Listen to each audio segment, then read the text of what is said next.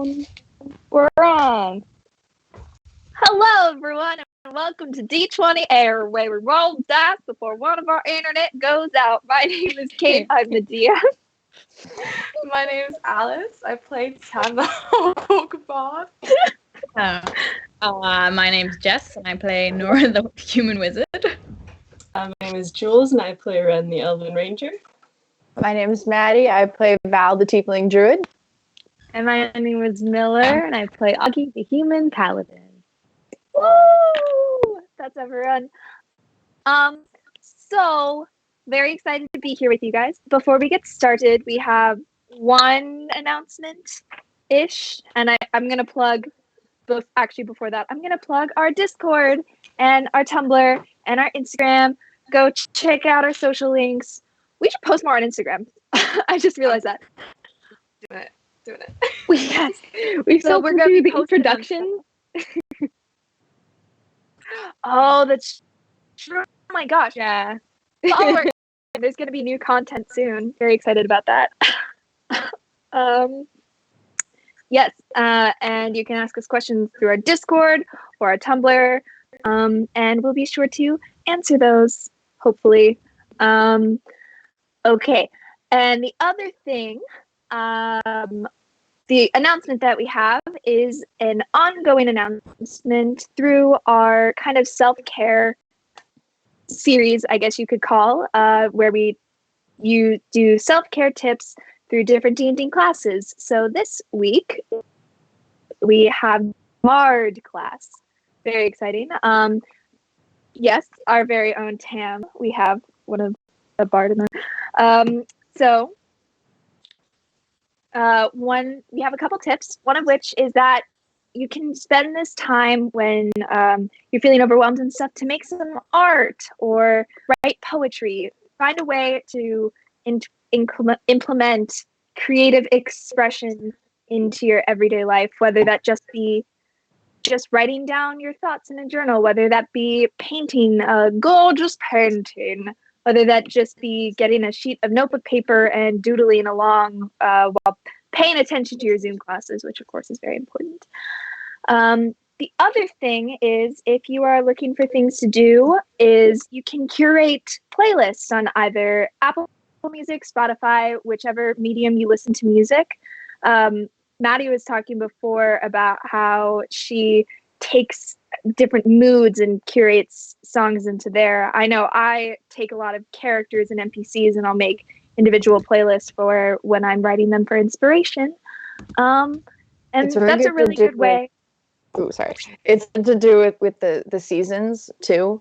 Like I have a playlist for fall that's just Halloween in all capital letters.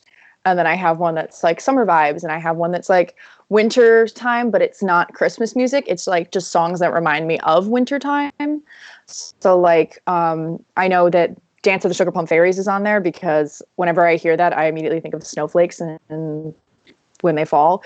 And I also have ones that are like based off of like specific moods and like what I'm hyper fixated on at that moment, which recently has been Star Wars.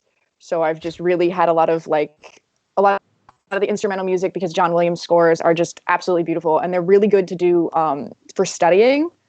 If you take, especially like the Harry Potter soundtracks, the Star Wars soundtracks, the Pirates of the Caribbean soundtracks, just listening to their scores while you're doing homework because they don't have words or anything, you kind of can get a lot done without thinking about the songs.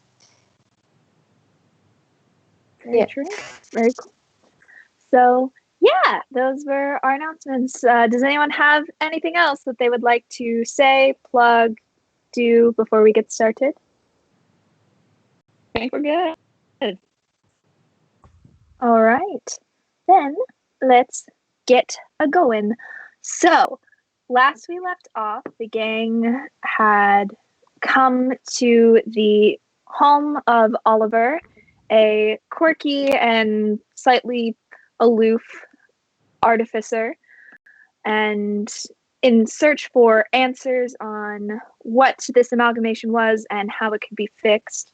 After some both helpful and somewhat existential talks, they spent the night before waking up to a lovely prepared breakfast, well parted missives, I guess, and sent off to find Owynn.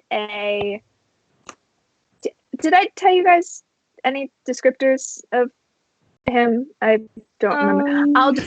I won't spoil too much. Owynn, a Gruff. person they were sent Good boy. to find. A good boy. That's true. A good boy they were sent to find near the coast of Klia, passing, going straight towards the up and up to avoid kind of more the capital area towards the river of Dolfana and crossing up and over.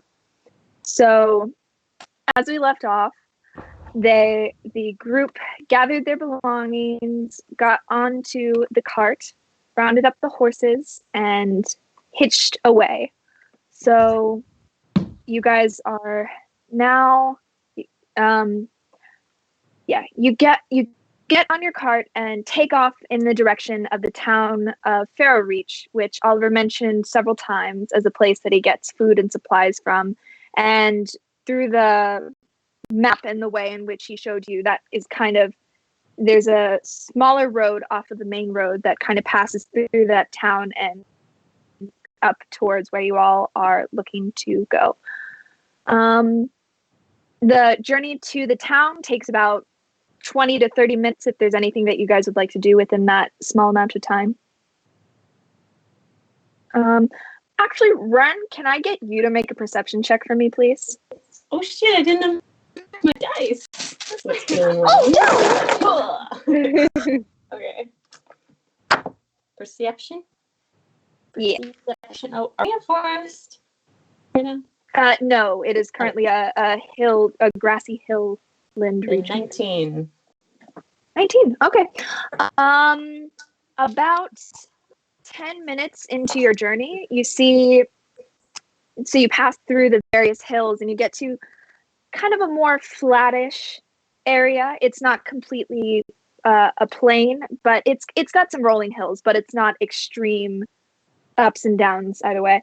And just a little bit off in the distance, you see a flat-looking rock jutting out in a small clearing. The grass around it looks well-maintained and cut shorter in comparison to the rest of the grass in this area. There are no markers other than small rocks collected around it and arranged in such a way that it looks carefully placed. You just notice it off.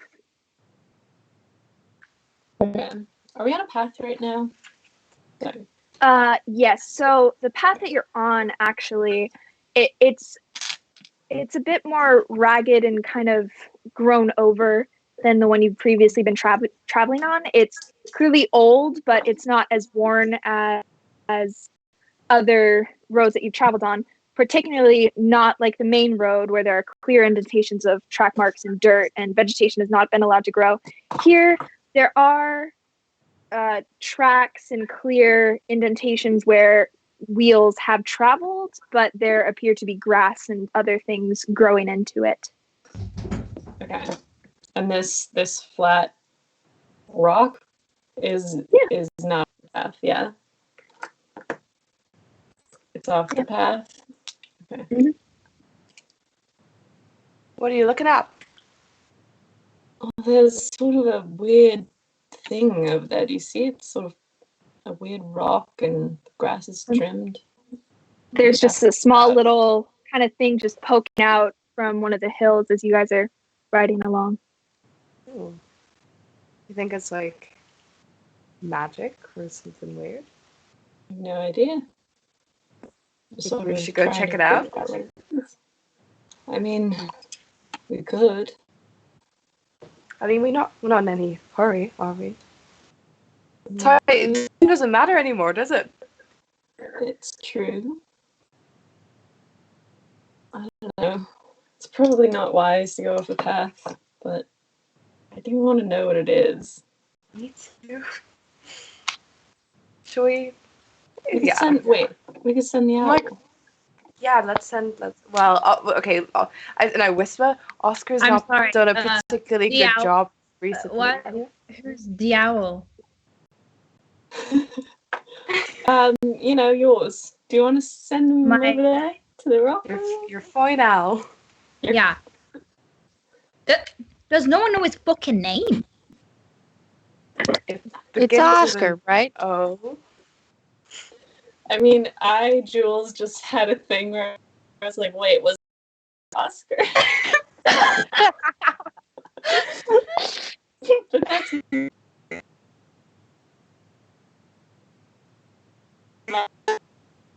Free streaming because I messed up and was like, "What's a good name?" I know, Oscar.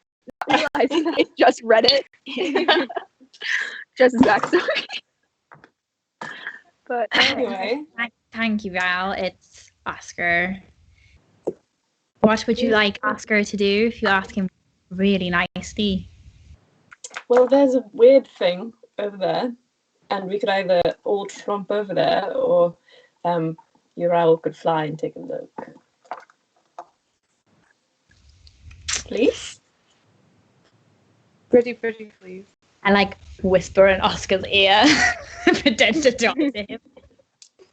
And then I send him off and like take a look, and then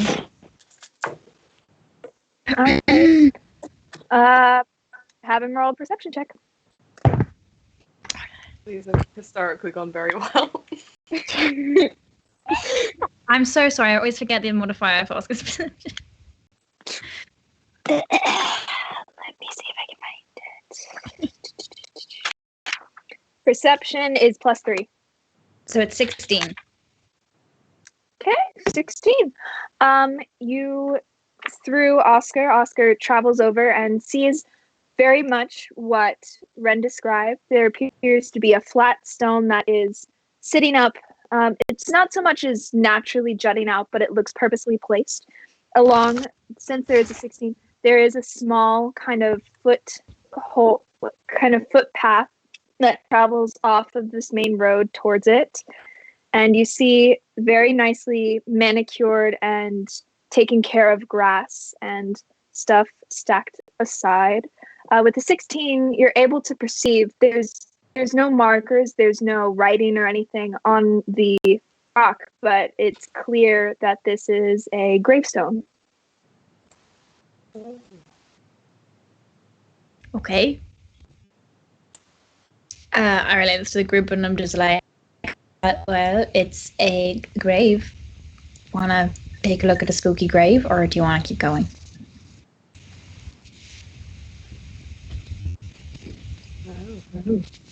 Okay, let's go take a look at the grave. Jesus. So you're going to look. It's a grave. Like, meh. Sure. You all tromp over carefully, kind of following the footpath or forging your own, kind of as a herd. This is sitting up nicely on top of one of the gentler looking hills. Gently, their tufts of grass seem to be blowing and waving.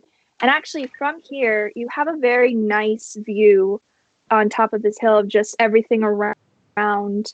It appears to be kind of grass that's blowing gently and would look perfectly mundane were it not for occasional iridescent blue tufts that appear around, giving it the feeling of less of a grassy hill and almost more of that of the sea.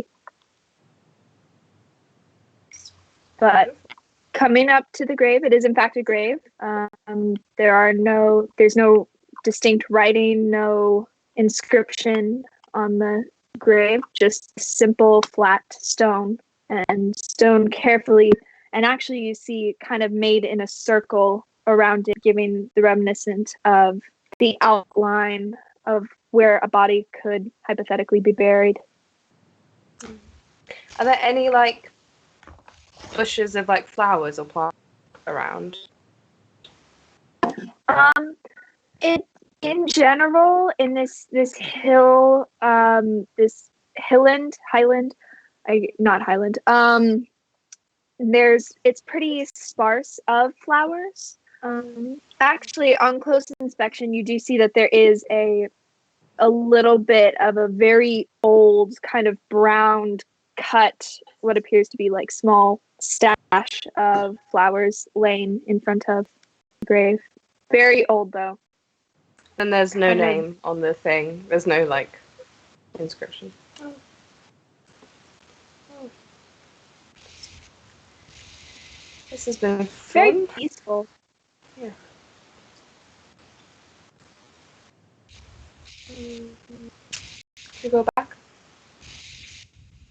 Yeah, I suppose. Yeah. That was You get back. Maybe we have like a sandwich in front of the grave, like it's a lunch stop. You can picnic there if you wish. It's only about 10 minutes since you've left. Like, again, it's not very far away. It's like the town that you're traveling to really isn't that far, so it's about 10 minutes by cart. What's up, Maddie? Didn't we see pictures of that person that used to live with that guy that we just hung out with, whose name is escaping me at this current moment? Oliver. Oliver, thank you.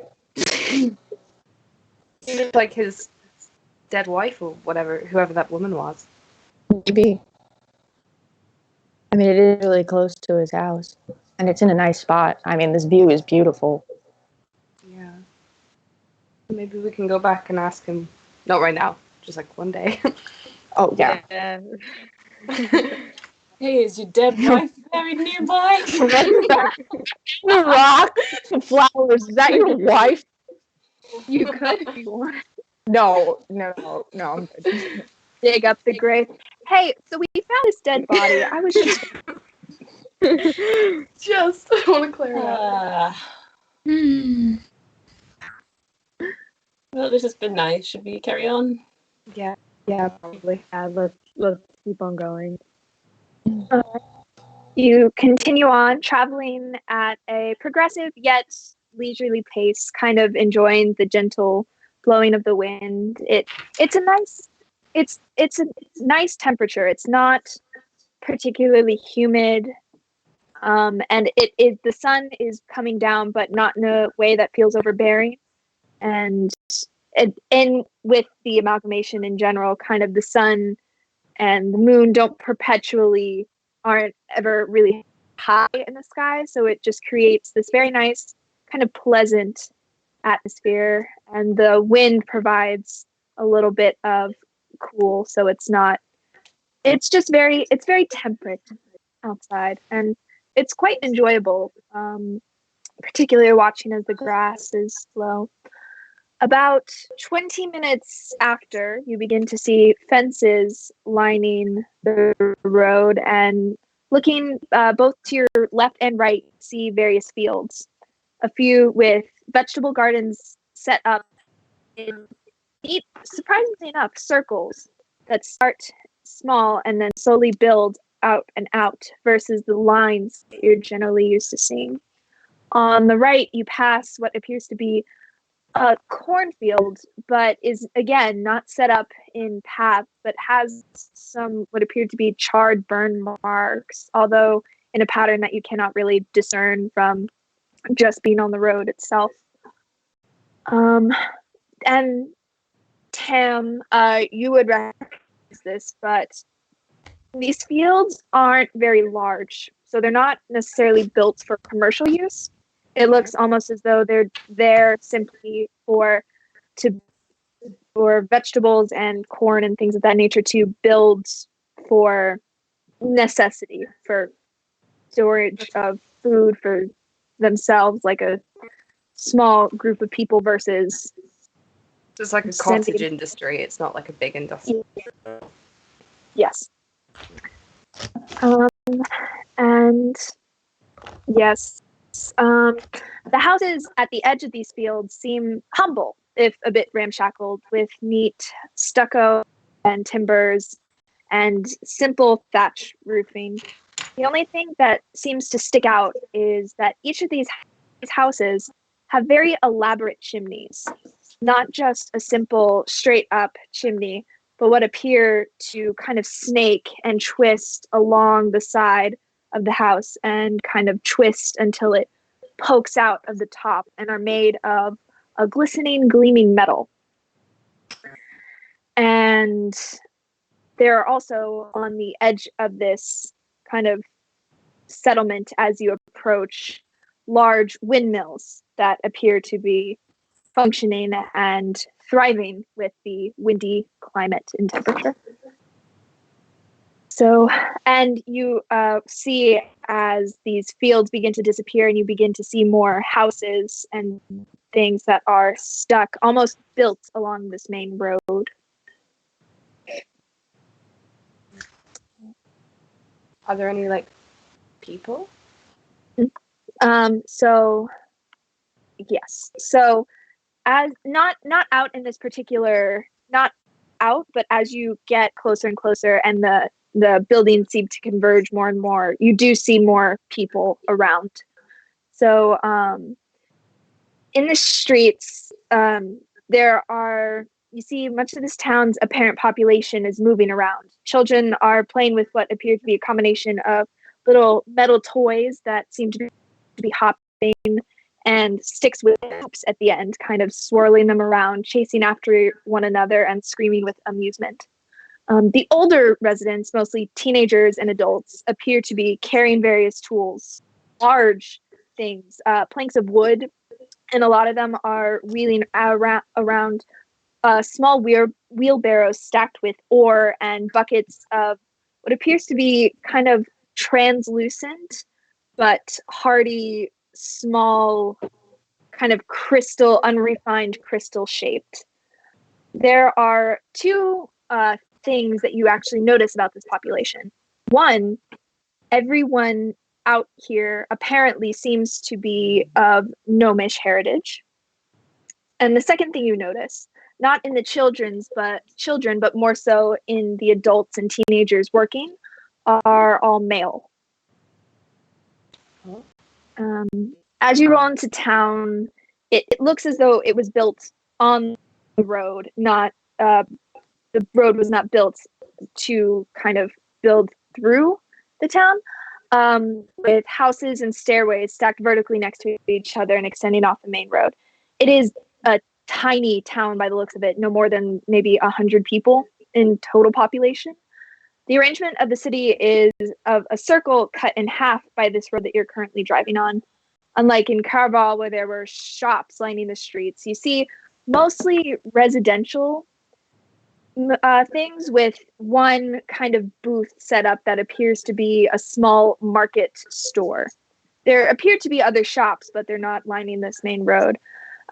Halfway through the town, however, you see a large bisecting pathway that is quite well tread, running sharply perpendicular to the road, that curls towards what looks to be a large circular stone basin-like thing almost, about 20 feet in radius at the edge.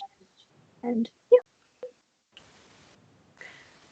With everyone around, Kate, like, can we get a sense of, like, whether people are happy?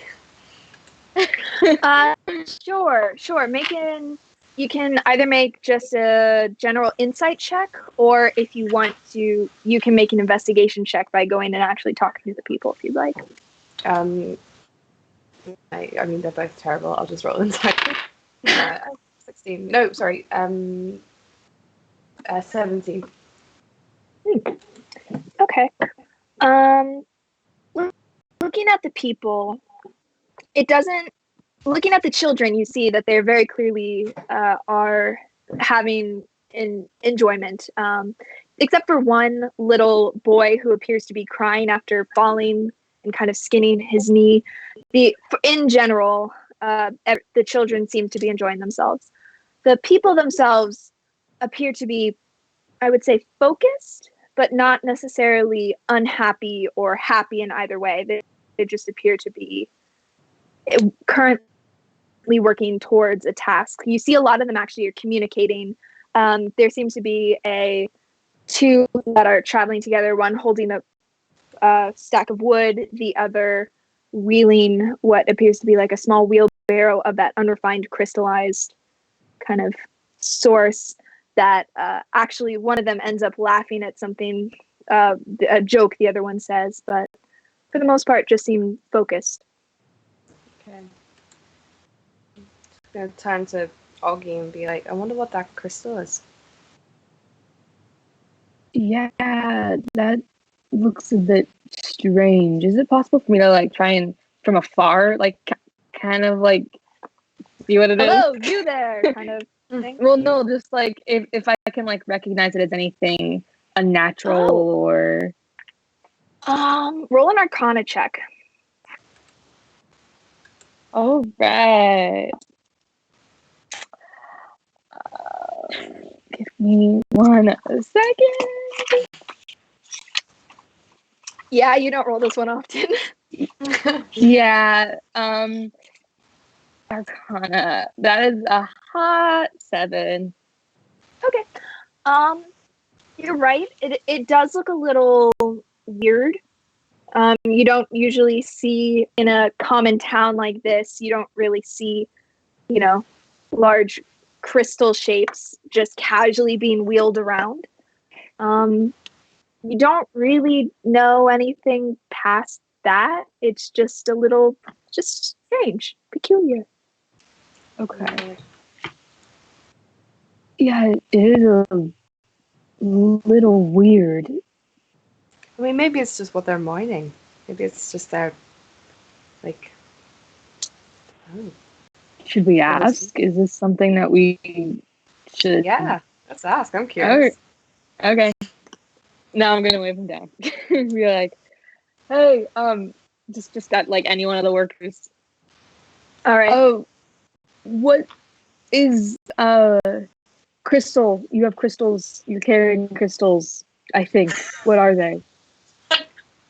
All right. You see two of them, one of them that was carrying the wood and the other that's wheeling the crystal, turn around. The one carrying the planks of wood has a large blonde, kind of graying handlebar mustache and bushy feathered eyebrows that take up about half the face, and cartoonishly large, like mutton chops that kind of meet down here in a big clump.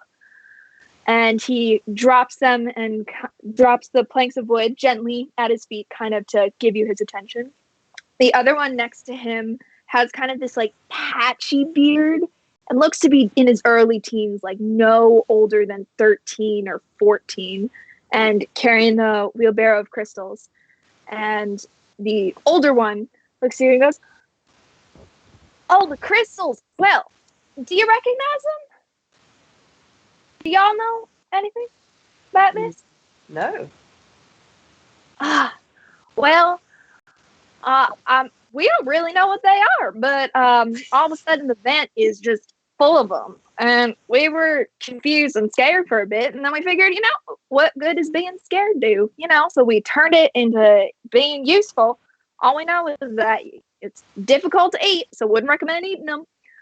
That's about all we know so far. They kind of just appeared one day, so been working on it. Are y'all folks from around here? Haven't seen y'all here before. No, we're just passing through. Wow, I'm very English now.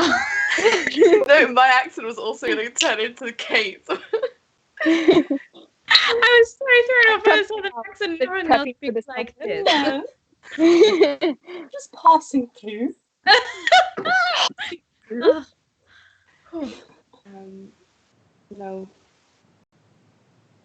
Could I just have a... Nora, do you want to have a look at it? Maybe it's... I mean, I feel like you know these things. Well, I'm the teenager one speaks up and he goes, "Well, I'm gonna be honest. We're kind of in the middle of moving them to this place. But if you want to walk and talk, I'm sure that'd be fine. You can just leave your car. I don't think anyone here will be of real trouble. I mean, certainly not to a couple of strangers. But if you like, we're just moving to one of the nearby forges, the blacksmith shop. So you're more than welcome to come with us."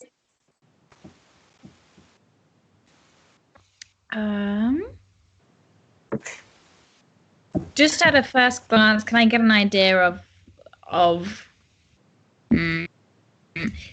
basically, okay, my question is, did I see these crystals when we last went to the Feywild?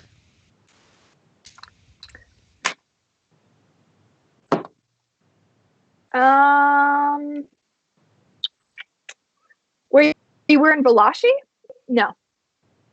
No, when we were looking for that thing for Ren. Yeah, no, I'm aware. When Ren was No. a bush. Does it look anything like the crystals in the undergrowth, underbrush, And the Brush. underbrush? the underbrush? I mean, Undergrowth. at to a certain extent, they are crystals. But the crystals down there, they seemed to be very vibrant and made of many different colors. This one appears to be almost like translucent, and they're unrefined, so they have dirt and like white stuff. But you get the sense that if you were to clear them up, it would also almost be as like translucent as glass, almost. I'm like walking next to like the teenager, and I'm like, if you'd like to, why can't I do? If you like. What happened? Hey, I think D&D. It's all right. Take your time. A very Take posh your accent, time. and I'm just very okay. Take your time. It's all right, honey. We got all the time.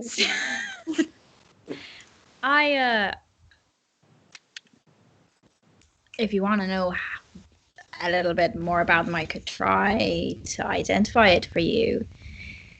If you give me 10 minutes or so.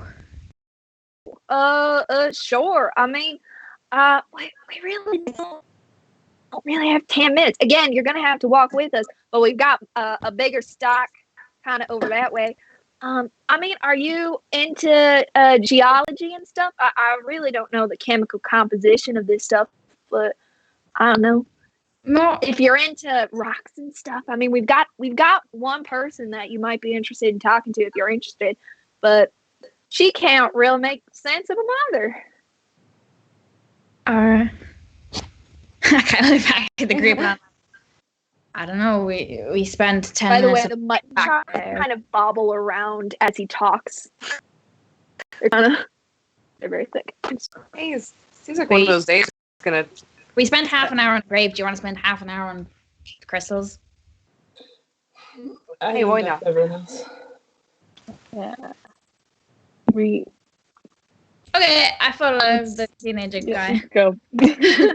Okay. As you're walking, they say, "Oh, where are my manners? My name is Ganjir Fiddlefan, and this is my son Nod Fiddlefan." And the teenager with the patchy beard, like you can tell he's trying to grow it out so hard, and it just isn't working. He takes his hand and just he goes, "Oh, he's just a little shy, but I promise we are good folk, and you all seem as good folk too. So is this your first time here in Fairy? I haven't really seen many people around here before. Too."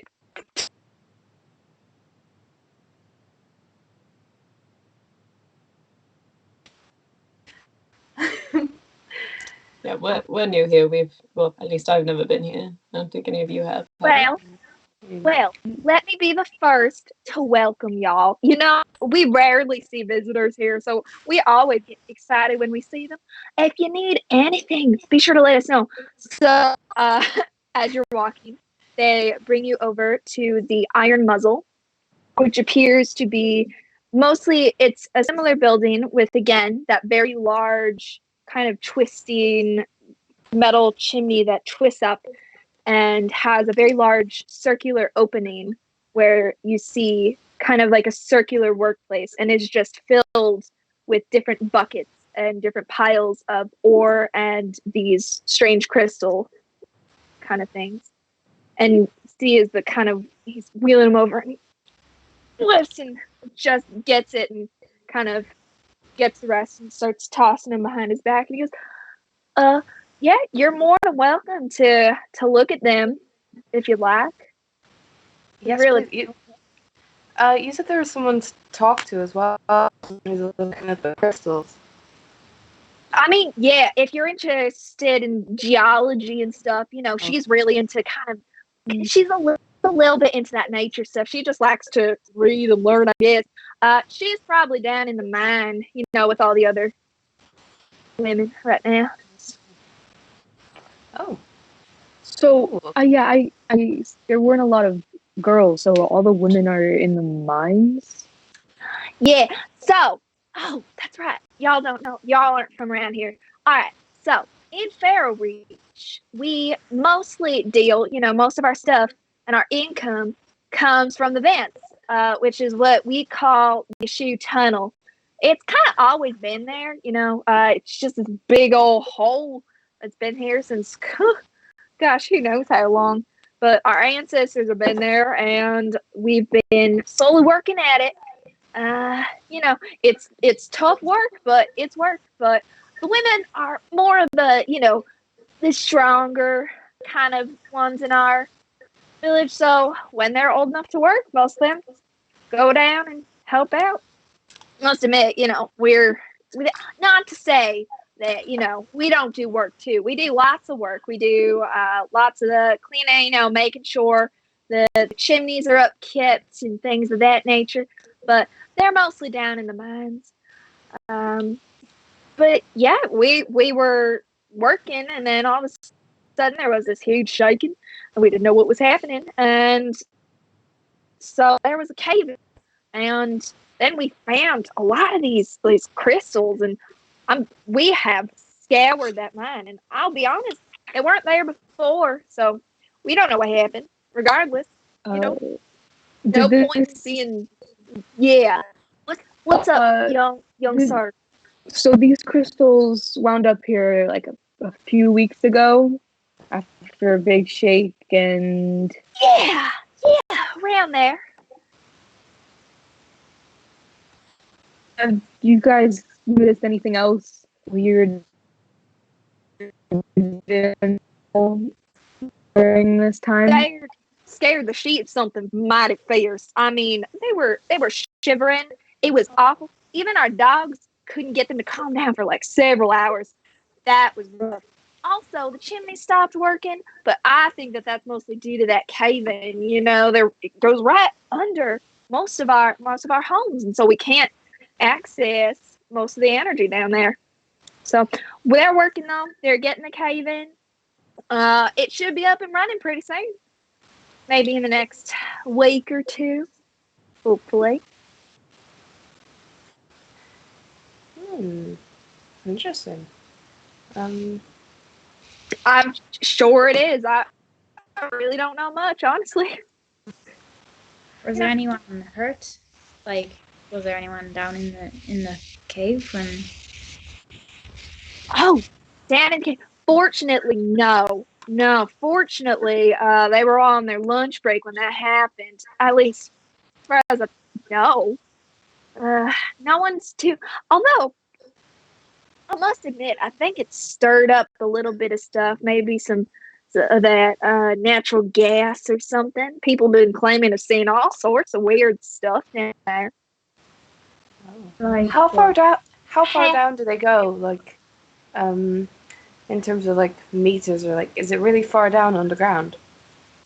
Oh, not too far. I mean, I don't really know. I'm gonna be honest. I don't know meters. I'm mostly measuring, feet. But they really don't go far down. I mean, it goes down as far as like 50 feet for most of where the vents are, and then beyond that, I mean, it runs much deeper. But the caverns are a bit dangerous once you get to a certain part. So we mostly just use the upper tunnels for our benefit. Right, but you said people have been seeing things. Like what? Yeah. And kind of the nod kind of comes up here and goes, all sorts of things. There's all kinds of ghosts and ancestors from people past. Because when you bury them, they only go 6 feet under. So maybe they go further, like 50 feet. And he kind of Ganjir kind of pushes him. It kind of takes him with his face and kind of just pushes him back a little. Goes, don't pay any mind to him. Teenagers, they like to go down there and they tell all sorts of crazy tales. I swear, it's nothing more than ghost stories. I promise promise.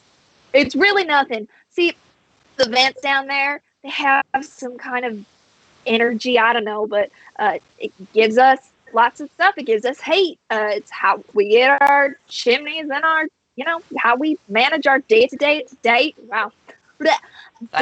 lives. I mean, so if you're down there for a little too long, it starts messing with your head. You get kind of hallucinations and stuff, but it's a good time if it's, late, you're out of liquor, go down to the vents for about 30 minutes, you have a great time. And he turns and he says, I didn't say that though, not. He goes, okay. Nice and resourceful of you. Well, you know what? Small town. Sometimes you gotta make do. Yeah, exactly. Since Nora, is she identifying the thing? We're like walking and talking, aren't we? Oh shit! Yeah, we're not there, are we? I thought we'd arrived. Oh yeah, no, you're there at this point. Oh, okay. Could I start like drawing some sigils and then like dust on the floor and like starting an identify ritual? Yep. Do I need to roll for that? What do I do? I don't think so. It's just about when 10 minutes are. Yep. Okay. Okay. Do you guys have any other conversation? I'm assuming that you've been ritual casting while you guys are having this conversation. Yeah. Just double check something really fast. Oh wait, you're doing identify, not sense detect magic, right? Yeah. Okay. Shoot. Okay. That means it's a different book. Okay. So you guys are having this talk, and kind of it's a little overwhelming to be met with this much kind of mix of hospitality and just kind of in your face. In a moment. Okay. So from these crystals, you get a very faint abjuration aura.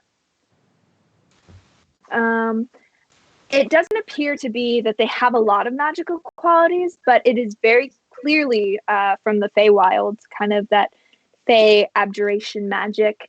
And it appears to be, it's not a magical item or anything that you've really come across before. However, it is a very, very hardy material. It's stronger than a diamond in terms of its molecular structure, which would mean that it's very difficult to crack in a very, very hardy material. And if properly used, you get the feeling that you might be able to do some abjuration spells dealing with kind of hardening and things of that nature, kind of making things stronger. Okay, I relay that to the group. Have you been making anything out of these crystals, or do you just harvest them and send them away? Well, I mean, we try to, but to be perfectly honest, they break through most of our equipment. Try melting it. Haven't been able to get it hot enough at this point. I don't know if we're even going to be able to get it hot enough with the fire that we have. Maybe if we had like, I don't know, super intense fire or something, that might be able to help. But other than that, it just kind of looks pretty, and it's taking up space in our mind. Mm-hmm.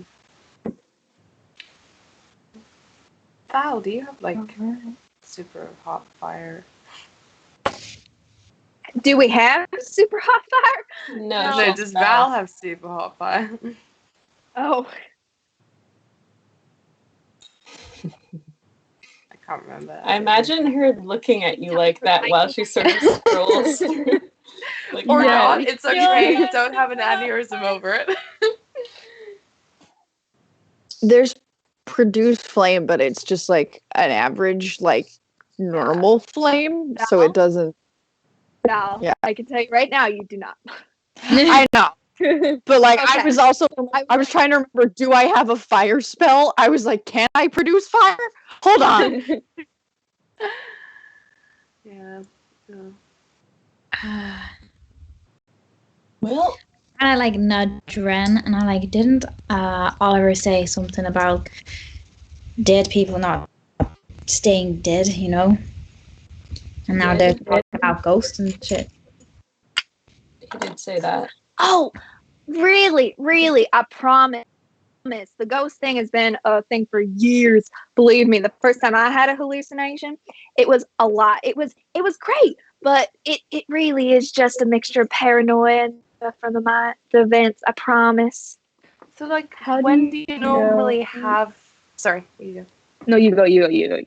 When would you normally have hallucinations? Like, is it just when you spend a lot of time there, or is there like a witching hour where, like, at 3 a.m. everybody just shares a hallucination? Or Well, and he goes, Nod, why don't you go get another barrel? And he goes, I'm just.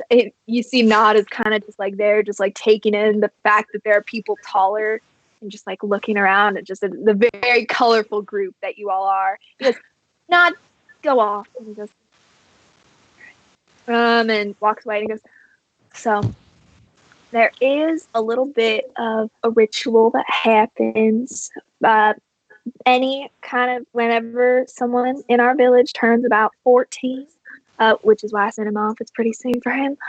They go down into the vents around, I'd say, midnight, and they spend the night there. It's not something that I would ever endorse and ever allow for my son, but you know, kids will be kids and they'll do crazy stuff. You know, you see weird things. It's a test of courage, but for the most part, you know, really, honestly, if you're thinking about trying to go see it, I mean, it's great for getting high. Other than that, really, I promise, it's not that big a deal. and do you only ever? I mean, from what you've heard from yourself and other people, is it visions of like? Is it always ghosts, or is it like other random stuff, like purple giraffes and Lots of colors, you know. Sometimes you see threads between people kind of like extending out from their fingers. One time, like there was my friend actually, my friend Ralph. One time he said he swore he saw like the smell of freshly cut grass. It's weird stuff. You go in there, your head gets messed with. Sure.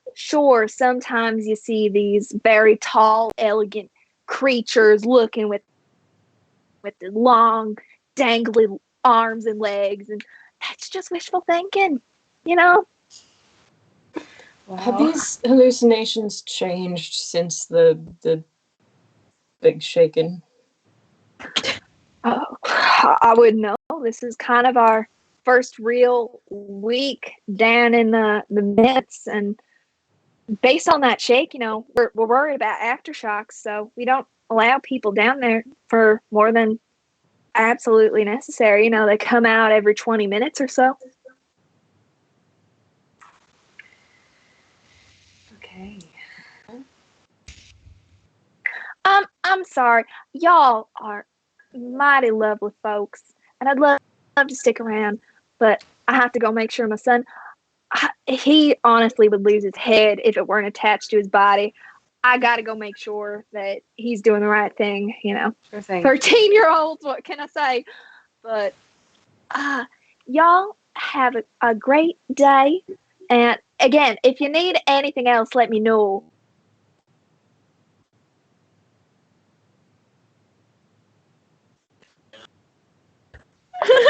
It's fine. But I'm gonna go. All right. Thank you so much. Thank you. Roughly what time is it now, Kate? It's about 10:30, 11 at this point because you guys left at around mid morning. Okay. So probably maybe 11:30, closer to that. All right, so that was fascinating. Yeah. I don't really know what to do with any of this information.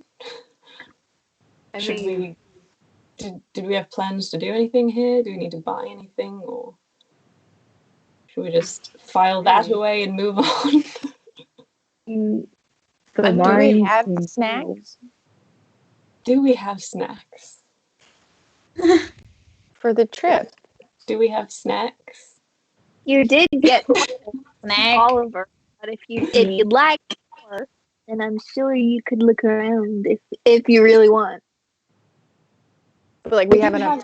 some snacks, but we have snacks. But you want more? You can hop in a convenience store, gas station.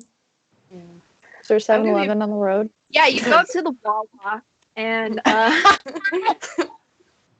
no, but there is one kind of store that you see that is off of this main road, and you walk up and it appears to just be a simple kind of furnished almost booth, I'd say, kind of like a front market kind of place that says Great Chasm Booth.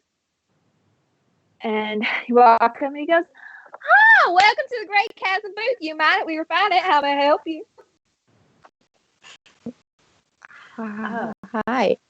Do you have any like to go like wrap food for like journeys and traveling? Oh, I started to go southern, damn it. yeah. Well, you know, we mostly carry like mining equipment and stuff, but we do have some fine, nice kind of bento box kind of lunches, pale lunches, if you will. If y'all are looking for some nice, my wife makes them herself every morning, and she always makes some for her friends when they go down into the vents. But I've got some sandwiches. I've got some sandwich supplies. I really only stock like 3. But if you're looking for more, I can go back and make some if you like. I got some nice hummus, and mostly a lot of cucumbers and stuff. That's okay. I don't want to make you have to go make sandwiches. It's okay. Yeah, sure. It will be fine. But thank you though. I'm gonna go back and join the rest of the group. Okay. As you go back and join the rest of the group, we're gonna take a quick break. So we will be right back in like 5 minutes. Got it. Okay. All right. See you guys.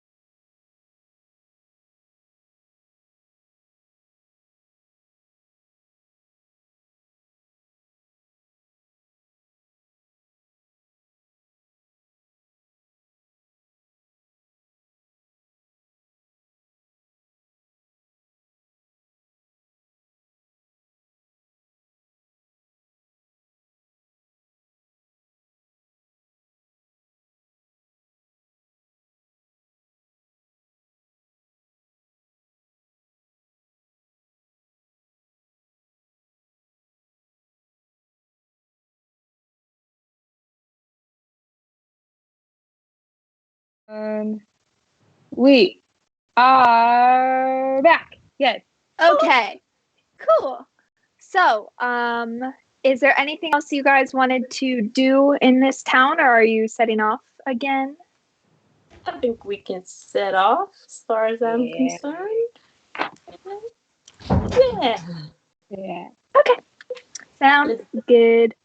So, you all take off again, and just a note, it's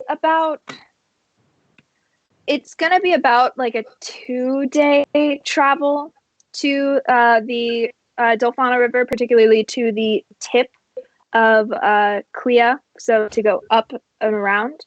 If you wanted to go like kind of towards the center, that would lead you more towards the capital, but it'd only be about a day's ride to the river. I think we should be cautious and take the long way. Take the long way. Probably for the best. It's a long to temporary. Also, if we take the long way, we can spend that time figuring out how to disguise ourselves for when we do get to the capital. 2 days of makeover.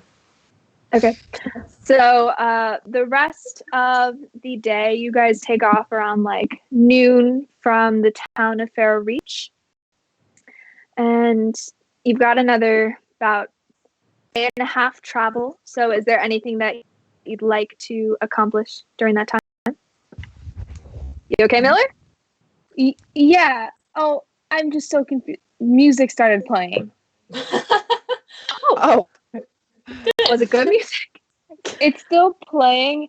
I'll figure it out. Keep talking. it's like you gotta close all the tabs, figure out which one's open that's playing. Is it good again. music or is it copyrighted music? It's really weird. Okay, I think I got it. I think, Okay. hopefully. Okay. I think while we're writing, because if we end up somehow in the capital, we're gonna want to be disguised. We're just gonna fuck around with Val's hair and try to find a way to cover her horns, because her horns go back.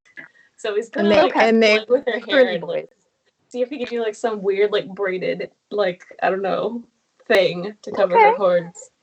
What about like buns? Like if we braided it like around there's it. gonna be some like experimentation. we're gonna. Okay. I'm gonna say. Check. Yeah. I'm gonna say roll like this would be like a finesse, so like a dexterity check, I would say. Okay. To kind of see how well it works. 22. You've got to hide dex. There you go. So the first iteration is it's nice. There's a couple different iterations if you want to do like a my Barbie makeover kind of like Barbie situation right now.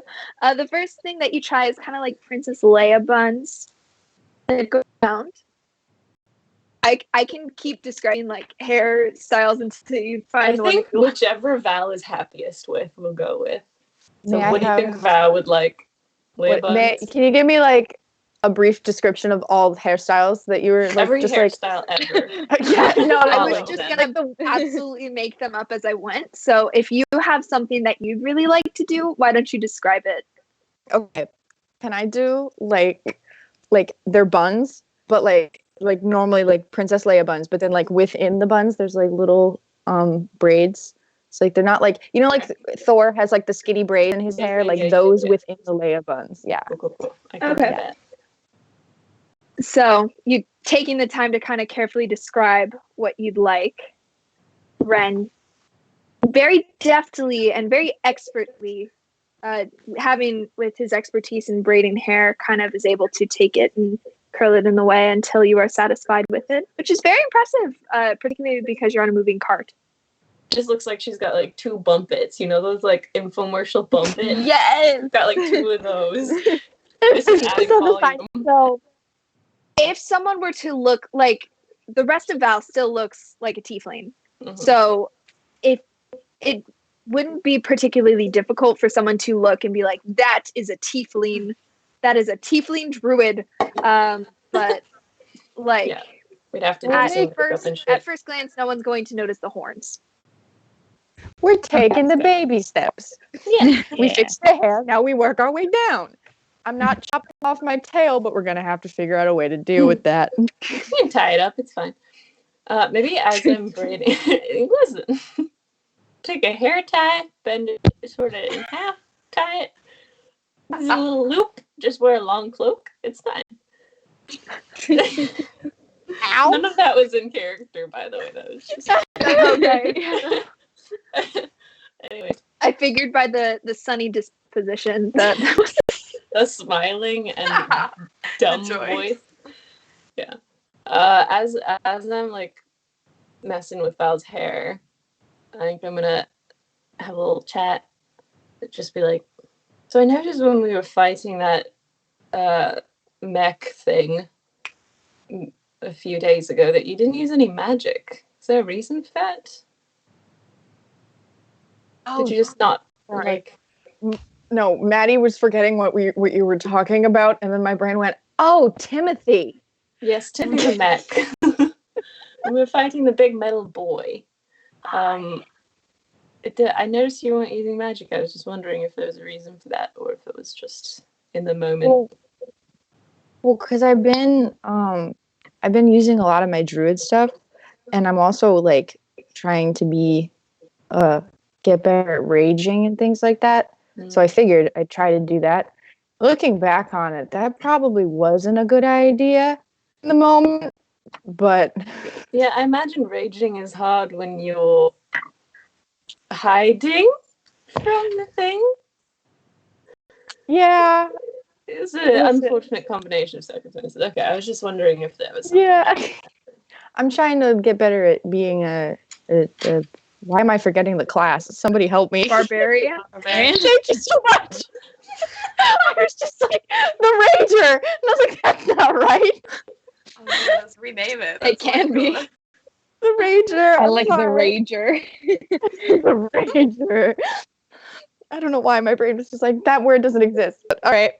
So I'm trying to get better at being a barbarian because I'm not saying I'm so good at being a druid, but like I've been a druid for so long and like figure why not, learn to be an angry boy.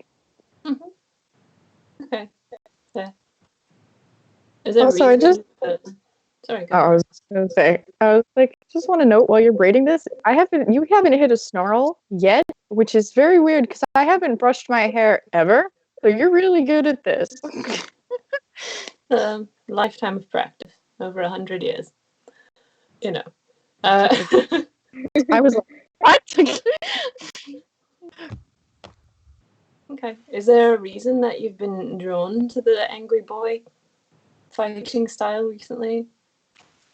I don't know. It's probably something to do with the amalgamation making really weird uses of my magic. Like I haven't been able to cast stuff as well as I used to.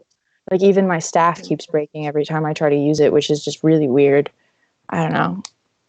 I don't know why it's affecting everybody else, but it's weird. Well, do you think it was the amalgamation, or do you think it was something in that underground thing when we were trying to rescue? I keep wanting to say Lumi. Harundi. Loomy. I didn't go into the underground, did I? No, I didn't. Hold on. Hold You all on. went into a cavern. You all went Yeah. into a cavern, but you didn't go into like the Underdark. Yeah. It was just like it was just that secret. No, I don't think she ever went into the cavern. I think she stayed with the giraffes on the No, cart. you definitely went in. It was Okay, the you're tube thinking, Maddie. Val, you're thinking of when we went, the fucking beetle, no, not beetle things. Oh, I'm talking about when we were rescuing the tiger. got it. I was thinking about the Meanlocks. I am so sorry. I don't know why I That's picture on me. Meanlocks as beetles. Are Meanlocks like beetles? That's what I pictured. Amnesia They're fuel buggy. conversation. They're bug-like. Okay, yeah, I'm not completely off. Anyway. The sorry, get back. Hold on, getting back in character. You mean when we went under the apartment, right? and we went down into and we fought that cube boy. Yeah, I feel like that was the first time we noticed your staff. Do you think it was the amalgamation or something that happened down there? I don't know. I'm not really sure. Can I make an inside check just to see if she's really not sure? Sure, make an insight check. Not good. Let's see. Oh, it's actually not bad either. 16? 16. Maddie, roll deception or persuasion, Cool. whichever one you're doing.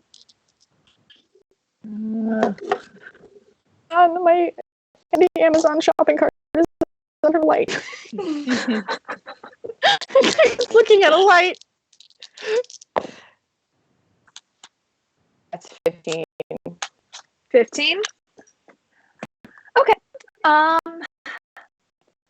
You get the feeling that Val knows more than she's letting on.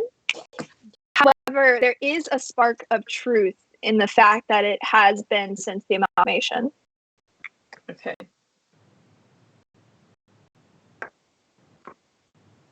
Is that fair, Maddie? What? Is that fair? Yeah. Okay. I thought you said, is it up there? I was like, what? No, I was double checking. I was making sure. I was like, are you cool with that? Yeah. Okay.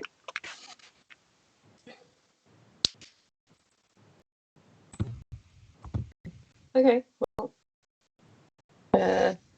maybe you could talk to Nora about the magic. I know you have very different styles, but she knows a lot about the arcane. Maybe she could help you figure out what the fuck is happening. You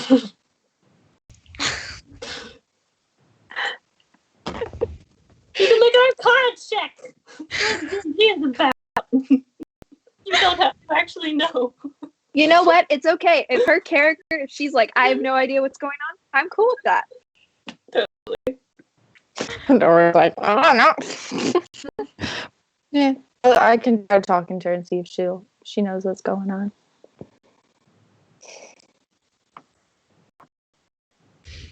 Is my hair done yet? I think it's done. Okay. I don't know how long braiding takes. I don't have long hair.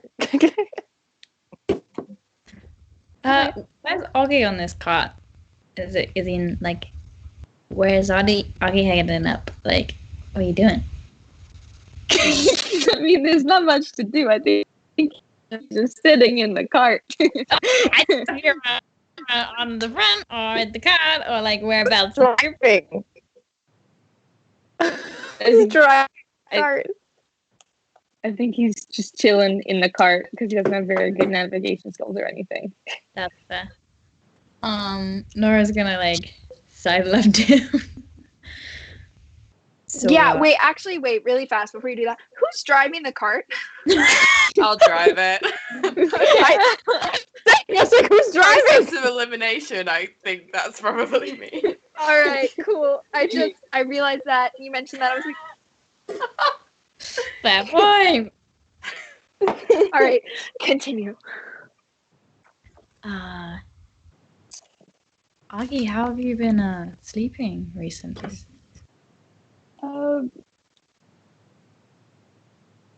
Pretty good. Yeah. Yeah.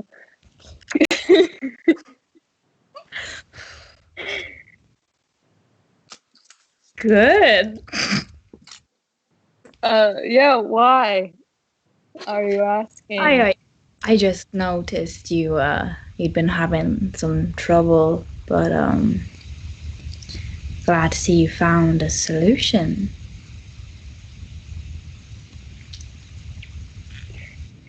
Hang on, give me a minute. Okay. Yeah.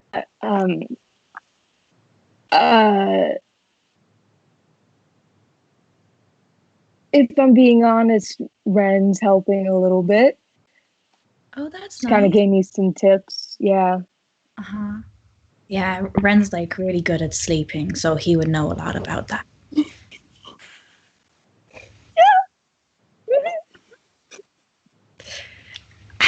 Listen, it's okay. Okay. I'm genuinely asking you, are you okay? Yes, I'm doing better than before. Mm. How are you holding up, though? Oh, I'm grand, yeah. Super grand. Don't turn this around on me. I'm doing this on you. Anyway, I'm glad that you and Ren are getting along. Thanks. Cool. Yeah. Mm-hmm. Mm-hmm. Okay. Gonna give her a little kind of side hug. Okay. A little awkward. A little Yeah. bit. All right. It becomes nightfall shortly, or at least you perceive it to be nightfall. It starts to dim a little, although never fully. The sun never fully sets as you set up for camp and take watches. Can I have a first, second, third? First. I can do first as well. Okay. A second. I'll go second as well. I'll do third. All right.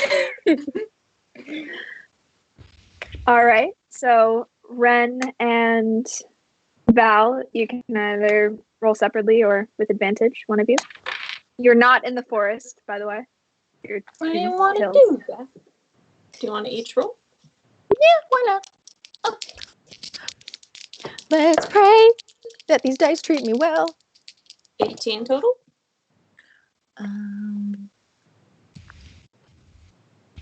Oh, 15.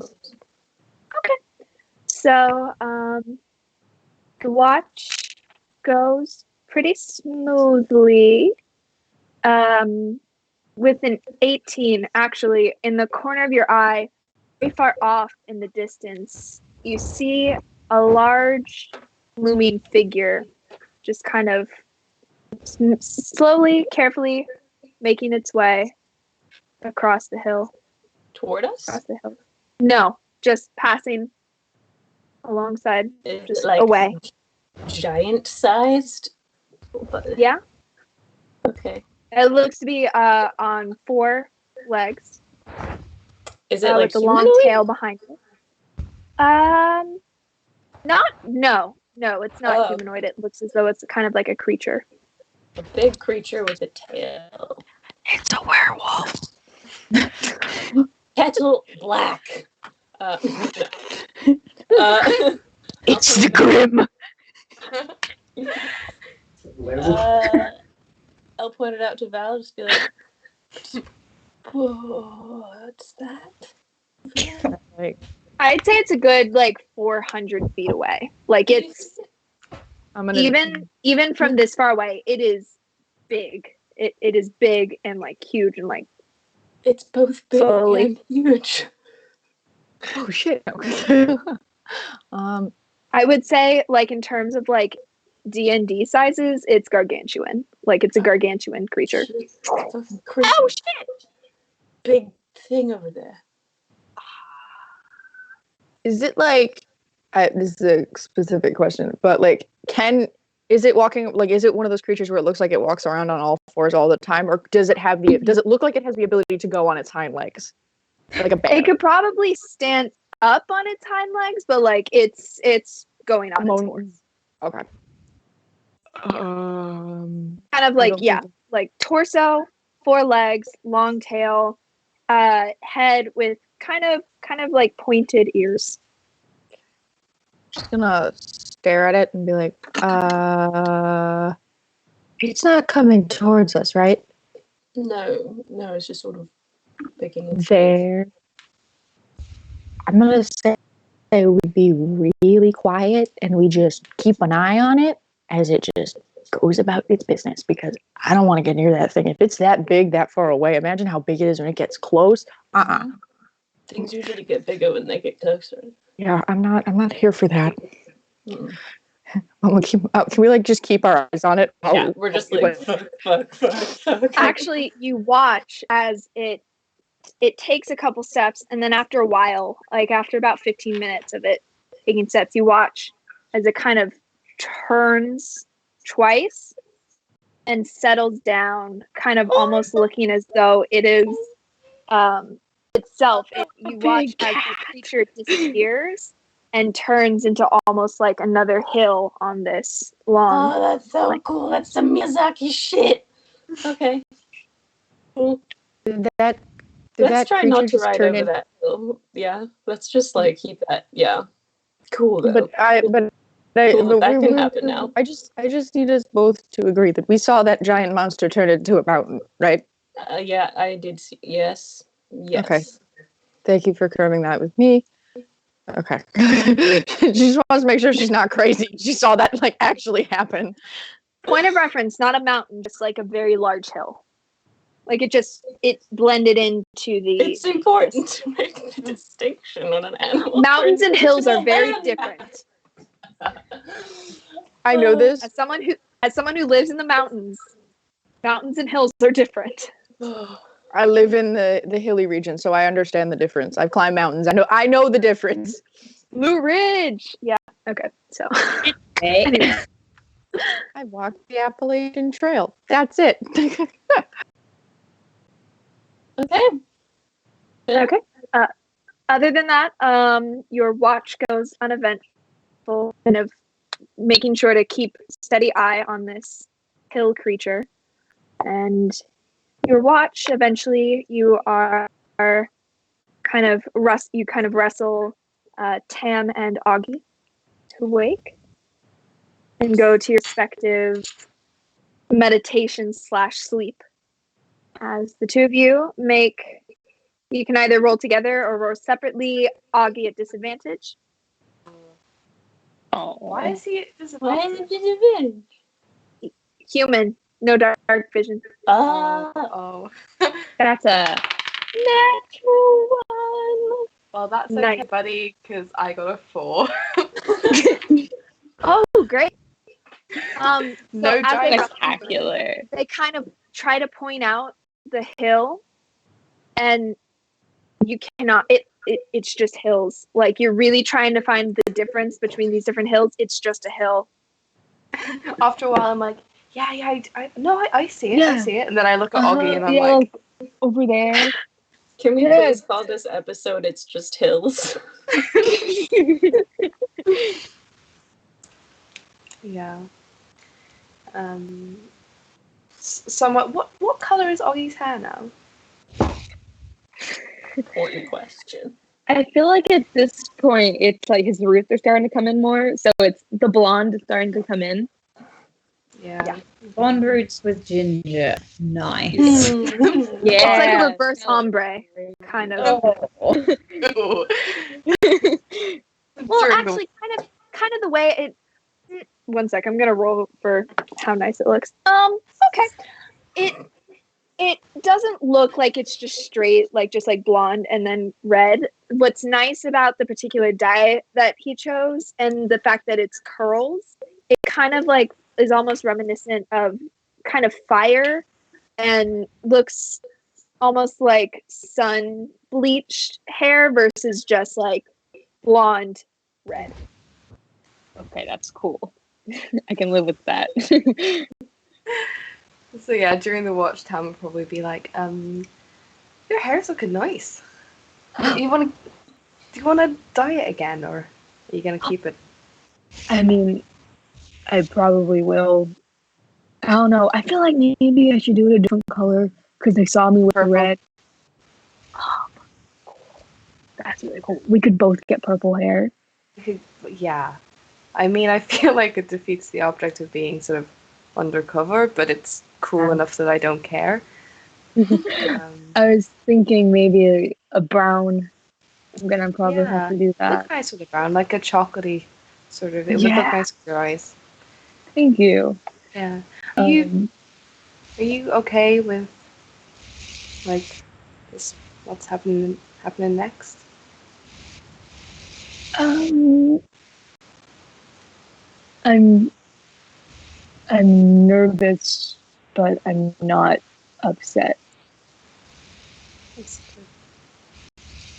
Yeah, Yeah. it's fine to be nervous. I think it's natural. Yeah. Honestly, I just kind of want to see how everything's doing. Yeah. It's been about half a year, a bit more than that, since I was there. I think even when home has complicated memories for you, you won't like that curiosity is still there, right? Oh Even yeah. if you just want to step on the soil again and just see what it's like. Yeah. Yeah. And about Klia, have you ever been? Okay, I don't think I have, unless I traveled through that to get down to. You haven't specifically specified it, but it's very close to like its neighbor's Hagel. So if you'd like to have gone to Klia, I'll let you make that judgment. Yeah, no. No, I haven't. I mean, maybe I passed through it once, but like only on the border. I don't know what it's like. I just want to let you know this, but Klia doesn't like outsiders very much. Oh, okay. Anyone who's sort of different. Nice. Not human, then. Yeah. Okay, I'm Val. very. Sorry, no. Val already knows. So I just wanted to make sure you knew. Yeah, no, I kind of figured. But I've got disguise self, so I can, I can snap it on and off a little bit. Cool. I'll be right. I just wanted to be sure. I didn't want to go in and have us all kind of with our We're a bit of weird a selves. motley crew. Yeah. But I'm used to. It's not my first rodeo. I'm used to being places where people aren't super keen on me. It's all good. I'm gonna give Tam a little pat on the shoulder. Give him one back. It's another pat. This one's a And then harder. we probably. Why is this how all of our conversations end? Just beating each other up. All right. Okay. Yep. I'm good. Yep. Maddie asked me a question, and I thought it was funny. I'm sorry. No, you Sorry, can man. say what it was. It's funny. Maddie was like, "Have I ever been to Klia?" And I was like, "Your backstory's in Klia." I forgot. Oh my I literally god. forgot. Oh my gosh. Okay, it's fine. It's cool. She just speak to me, and I was like, "Shit, you're right. I'm dumb." And I even sent a follow-up message today that was like, "By the way, you were in Klia." She was like, "Oh, okay." And sorry, That's that Alan right there. Maddie, never change. Never change. Oh my god, fantastic. Okay, so you finish your watch. One last time, you try to look for that hill, and you have no idea. I think they were having this on. Yeah, there's no way that. No fucking way that there's a. Like, God. How dare they lie to us? I know. Trying to see if we're gullible or fall for their jokes. I think we're idiots. We're gonna have to get them back. Yeah. Oh. Next time we go and watch together, and we go first, and we tell them that we saw like a kraken or something. Yeah. What if we told them we saw a dragon? Oh my god, yeah. Alright, we'll do it. Okay, cool. So you go and wake up Nora. Do you try to mess with her, or do you just let her? No. Just let her do her thing. Okay. You just can ask. try. We respect Alright. Nora and Fia.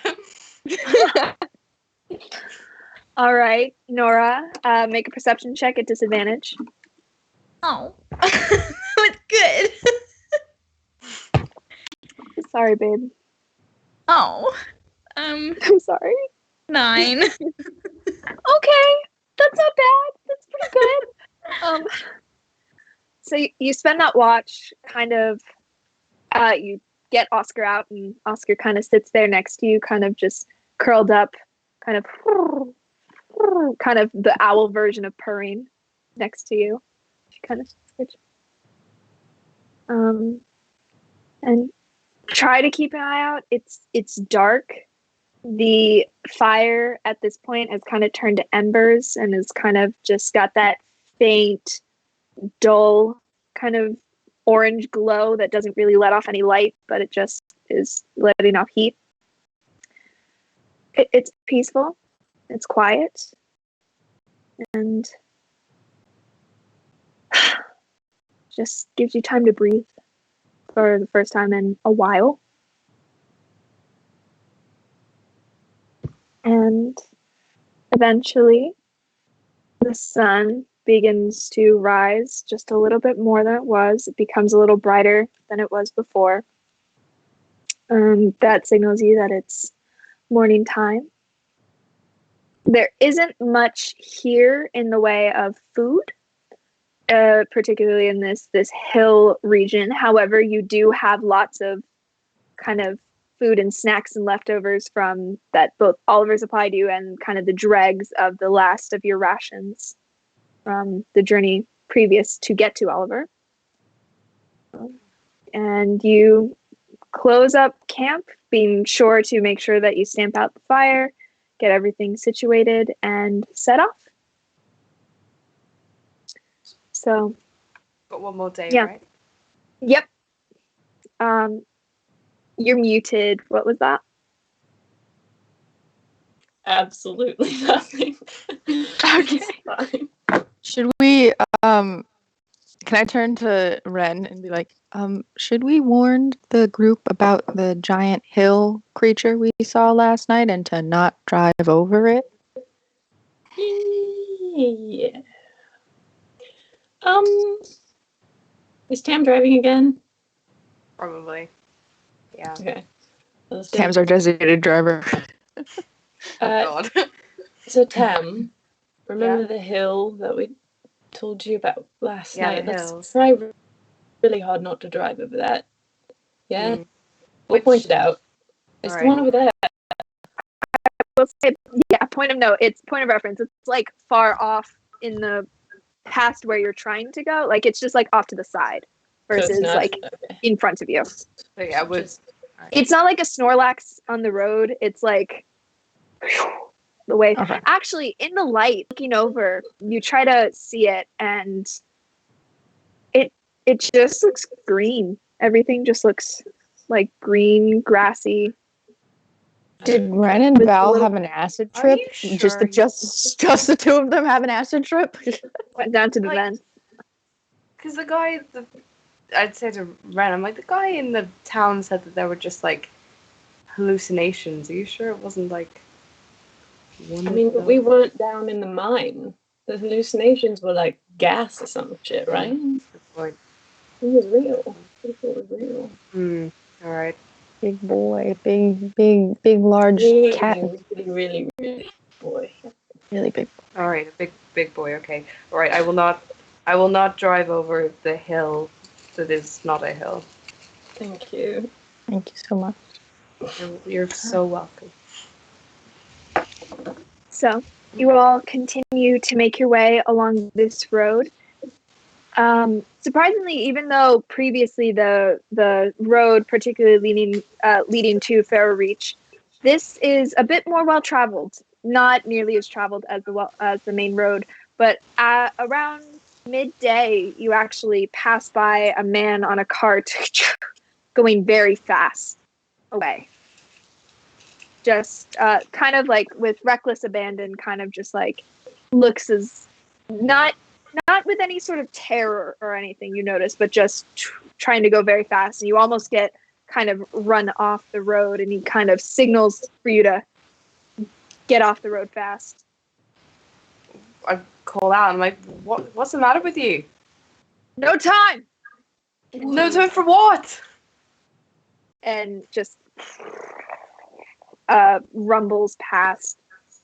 God, That's rude. such bad drivers. Actually, as you kind of watch like the cart from the back, it's interesting because it's not just like a simple cart filled with like boxes and stuff. It's closed off what looks to be red caravan that has some intricate kind of gold kind of writing and stylings on the side and through the back. That's cool. We should get one of those. I don't know. Go on, I think our little tent here is pretty great. No, you're right. It's And we have a driver who knows how to drive as well. True. That guy. That's true. Well, You're in the New Jersey of Elsaheim. Get off the road. Yeah, New Jersey drivers are insane. Yeah, I was about to say, can confirm that they are. This is exactly how they are. So you continue driving. Is there anything that you would like to accomplish during this time? I want to dye my hair brown. Or you reach the river? Okay. You're going to try and dye your hair brown? In a Yeah. moving cart? With what supplies? We have water. He has like a little thing of water. It's like a little pouch. Okay. I also have a disguise kit. I could throw it to him. So So, disguising yourself with like makeup is different from dyeing your hair. So I'm curious, like in terms of like permanent dye, what are you trying to use to dye your hair? I thought he did have dye because he's dyed his hair in my hair before. Isn't there dye in the Like disguise kit? like temporary dye, I believe. Was I can mine double check. Ooh, so that means my silver's coming back. Okay. I was under the impression that due to your backstory where you specifically dye your hair, that you would have hair dye. Yeah. I can double check. But isn't I Ren's think hair it's- dye like black? Yeah. Mine black. You I look think- black. I thought Augie dyed my hair last time, but it's been so long I can't remember. could we like crush up some berries or some leaves or something and make like a natural dye? I like the idea of Ren Silver coming back, so I'm gonna say it was temporary dye. All right. Okay, no. My bad. It does include hair dye. Oh, That is my bad. Okay. yeah. I will say, due to the fact that you guys haven't specifically bought a disguise kit since the start of this, that it's getting to like the dregs of hair dye. Like probably one more use left, and then you're gonna have to re-get it. And it's a little kind of crusty, kind of from like the dye getting stuck. But yes, you can use it. Okay, cool. Do I have to roll for it, or is it just like I'm dyeing my hair? Yeah, roll performance. Oof. Kind of to see how well it. Can I inspire him or is it too late? Yeah, no, go for it. Right. I sing a rendition of InSync's Bye Bye Bye, but it's Die Die Die. That can be taken in a couple I know. contexts. I'm like, Die Die Die. Your hair. Okay. Is that a D6 that I add? It's a D8 now. Yeah. D8. Okay. Oh. That's gonna be 15. Okay. you get a little bit on like near your, like you are on a moving cart, so the DC is a little higher.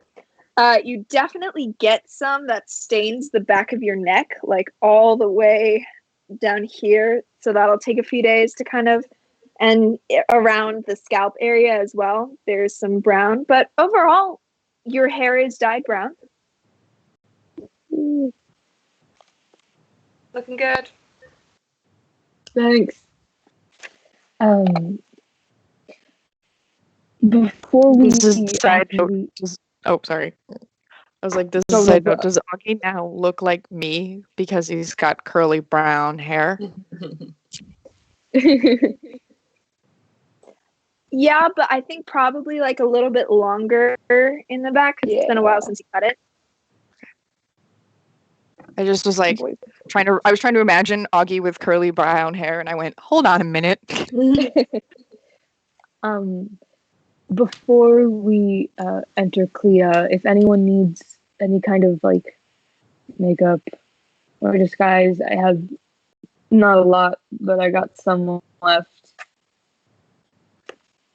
I don't know how you'd be able to disguise gray skin and severe scarification over the entire body, but you can certainly try. Okay. Well, I'm just Um, betting on not looking like the president's daughter again. So Yeah, that's true. fingers crossed. And a note for Kate, just before I get into Klia, I'm gonna obviously cover up the scar. Yes. Okay. I'll include that in your 15 check. Thank you. Okay. So it's about nearing the last bit of afternoon into evening. Kind of the sun is just beginning to kind of dip down lower and the moon beginning to rising. And just around this time, you start to hear the sound of rushing water, and the ground beneath you begins to get softer, filling with kind of a purplish mud under the grass.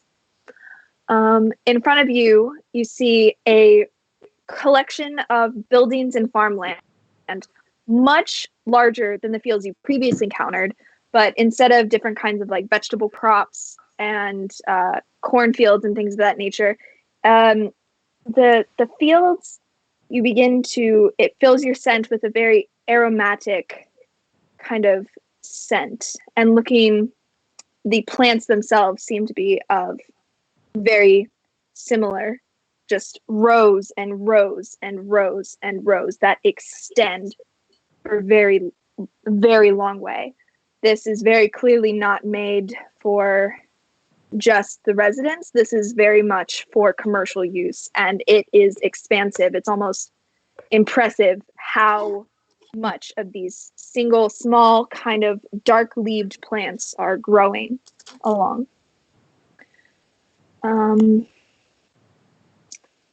Alongside this river, you see, as you pass through, there is in front of you this large town, and as it's very lazy and kind of almost, I wouldn't say it's a little creepy, kind of creeps you out. In comparison to Faro Reach, where there were children playing and people bustling, it is silent, absolutely silent, with dark, kind of dark black and pewter buildings that appear to be made for function. And you notice all the windows appear to be boarded and shut and reinforced from the inside. So not like boarded up, but they're, boarded. Occasionally, every now and then, you will see a light on, but for the most part, it is practically as pitch black as one can get. And the dirt road itself begins to take on that dark purplish kind of hue as you roll the cart through. Kind of slow down to look around. A lot of the houses themselves are kind of rudimentary, less of single style residential buildings and almost more of apartment style buildings. And far out on the outskirts of this, you see very large, looming mansion like buildings that appear to be of the same dark kind of color, with winding roads that lead up to well lit kind of banisters in front of each of them, and an archway that is covered with vines on all the on these 3 different mansions. And then the houses themselves are pitch black, so you can just barely see the outline of them. When when Val sees the lines of the gardening, can she like put her hood up? Mm-hmm. Okay. So as you are rolling through, kind of you hear from there's appears to be one building that looks a bit more ramshackled, but still has the similar dark kind of hue on the outside as the rest of the buildings.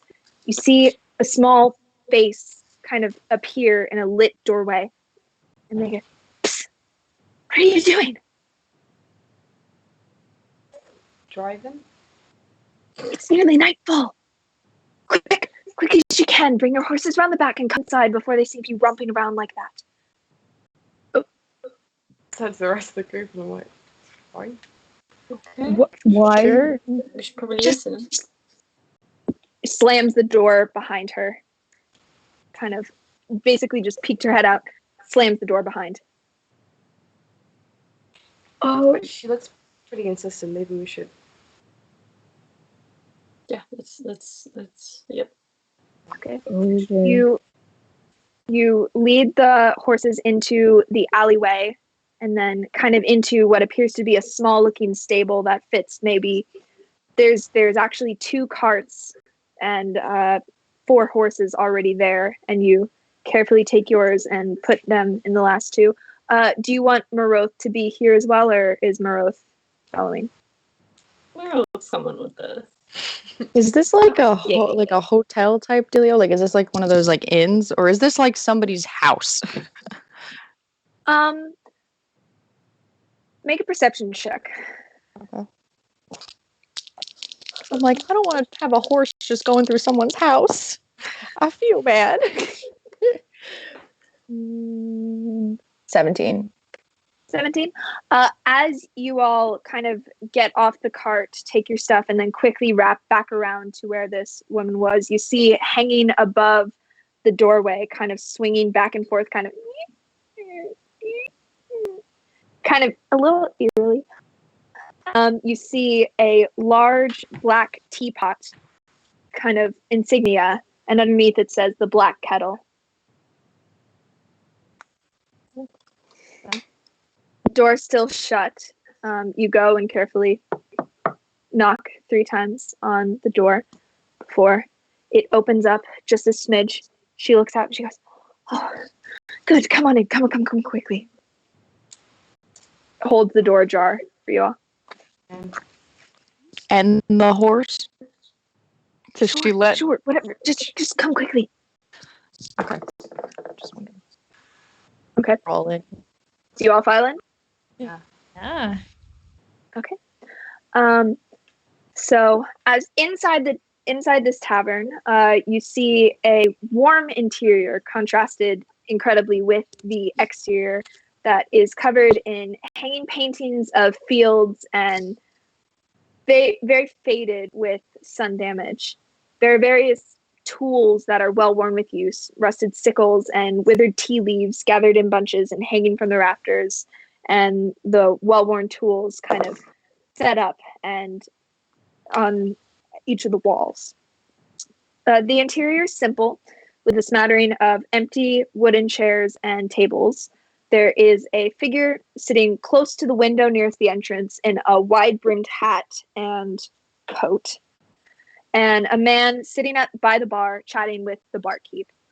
The woman who beckoned you in ushers you all inside, then rapidly goes to shut the window and kind of locks it with an iron lock. And after Maroth would probably be the last one inside, kind of looks a little but doesn't question it, slams the door shut and brings a large wooden beam down across and goes, right, Mane. And you see now as the barkeep who has noticed your presence, a male human who's rough in appearance with thinning brown hair kind of pushed into a comb over and grayish blue eyes. He wears modest garments and several pouches hang from his belt. And he goes, a little bit of late customers. Well, glad to have you in and safe for the night. Can I offer you any refreshments? Yeah, that'd be nice. I feel like we're missing something here, though. Why? Yes. What? Yes. What can I help you? Of course. Welcome to the Black Kettle. He goes, my name is Mane Witchwer.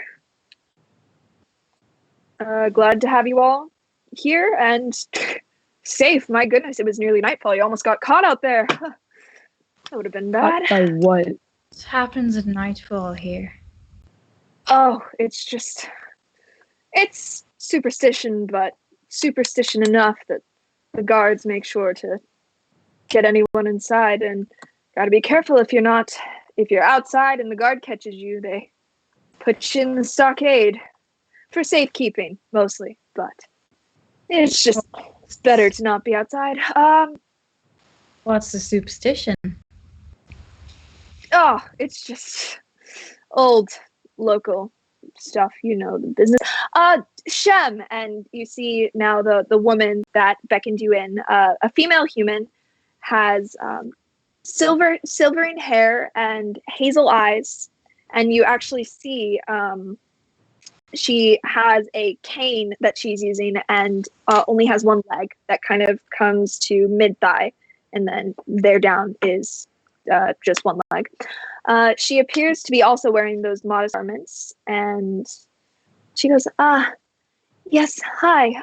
If you'd like to sit down, I see you must be new. If you just sit down, we can get you some tea, depending on different price points. Just relax, we're one of the best brewers here in the city. Kind of looks around a little nervously. Yes, glad to have you all. Do you have a menu or? Oh, and she gestures to above the bar that you see they offer many different kinds of teas, actually, at 3 different price points. So there are, it says, where did my notes go? There it is. So there's the top one, it says 2 silver for a cup, 2 gold for a pot. And it has just 3 names listed, and it says Meaport, Dale Brew, and Canal. Underneath that, there is that of the middle quality that says it is 8 copper a cup, 4 silver a pot. And that has, instead of the different names, it just simply has listed things such as chamomile tea, ginger tea, hibiscus, mint, different kinds of herbs that you recognize. And then lastly, it says standard quality, 1 copper a cup, 6 copper a pot, and has similar of those of the middle quality kind of ranges, but you get the feeling it's like, think like Tazo or Starbucks kind of brand tea. So like middle, like think like Starbucks kind of tea with loose, like middle tier would be like loose leaf Twinings and stuff, and then top tier would be like expensive, like $50 cup, like tea with the queen kind of tier. And then it also says that it serves a hot toddy that is just an additional 2 copper per plus whatever tea you get. And then there's various food and bakery items, mostly different sweets. Kind of sits down and goes, hi. Yes, we are the finest brew tavern in Bromsudith, and we're welcome to have you all stay here. We also have rooms for the night, but I recognize that you were brought in here not particularly of your will, so you are more than welcome to stay down here for free. However, if you wish to stay in something of a bed, that would be a different price. But for right now, is there any tea that I can get you? We have all the different kinds. We have different styles of preparation. We have black tea, we have green tea, we have white tea, we have oolong. Oh, green tea. That's right. Green tea. All right. What price? What family? Just the middle one. Thank you. All right. Well, unfortunately, we don't really offer green teas of the middle price point. You can either choose from one of the 3 barons, or if you prefer, we do have the standard. I'll just have the standard. That's fine. All right. Anything for anyone else? I'm fine, thank you. Look around. Would you like a cup or a pot? Just a cup, thank you. She walks over, almost using the cane, even despite only having one leg, kind of uses the cane in a way that walks that you would like just with deft ability, and hurries into the back. Should we sit down at a table? Yeah. It is completely empty except for apparently 2 patrons that are currently there. One in the corner, one sitting by the bar. All of which have kind of turned to see the colorful group that has appeared with the dark stag kind of trailing behind. Well, I guess we're here tonight. It's a pretty intense superstition to like drag us off the road, right? What do they think happens? Well, I mean, it's not without reason. This is kind of haunted land. So it's just better to stay inside while you can. Which one is What do you saying mean that? haunted land? That is actually the man that is sitting next to the tavern keep, which is also a human man and very similar in appearance to the barkeep, who, but a good 5 years older at least, with dark circles under the eyes and very deep set wrinkles. He wears simple linen garb with a brown apron, and sitting next to him on the counter are large, thick brown leather gloves. He goes, no, witchware. No, very fortunate. I'm so sorry. I just realized there is a third. There's 3. There's 2 at the counter, 1 sitting away, but the third is passed out in the corner, Cool. Head down. Oh, drunk? In the corner. Tea drunk? Yeah. Nice. What do you mean? What do you haunted? mean this place is haunted? I mean, Where are we? I'm sure you've heard of the Hanged Slicer if you've come this far. The hanging Sorry, are you new to the region? Very much so. All right. Well, basically, best just to stay inside. And Shem at this point comes out, the female, and comes out with your tea and goes, "Here you go." And she goes, "I was listening. Don't listen to a word he says, okay? I promise it's nothing. It's just superstition that the government here tends to take a little seriously. It's really not much. It's nothing." And he goes, No, you remember. And she says, "I remember nothing. It's a sad tale, but a tale is all it is." Well, I think we'd like to hear it either way. Yeah, definitely. Can I- Good story. Can I flag down Chem is her name? Right, the lady with one leg? Chem, yes. Chem. Could I like flag her down, but still keeping my head down? And can I be like, can I just have a glass of water? I forgot to ask earlier. My bad. Yes. Hot or? If possible, could it be cold? If not, I'll take it hot.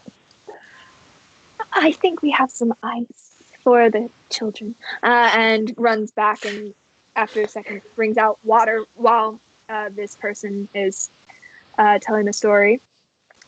When you ask about the story, you see the man sitting at the bar, his face lights up, and the barkeep just kind of, you got him started.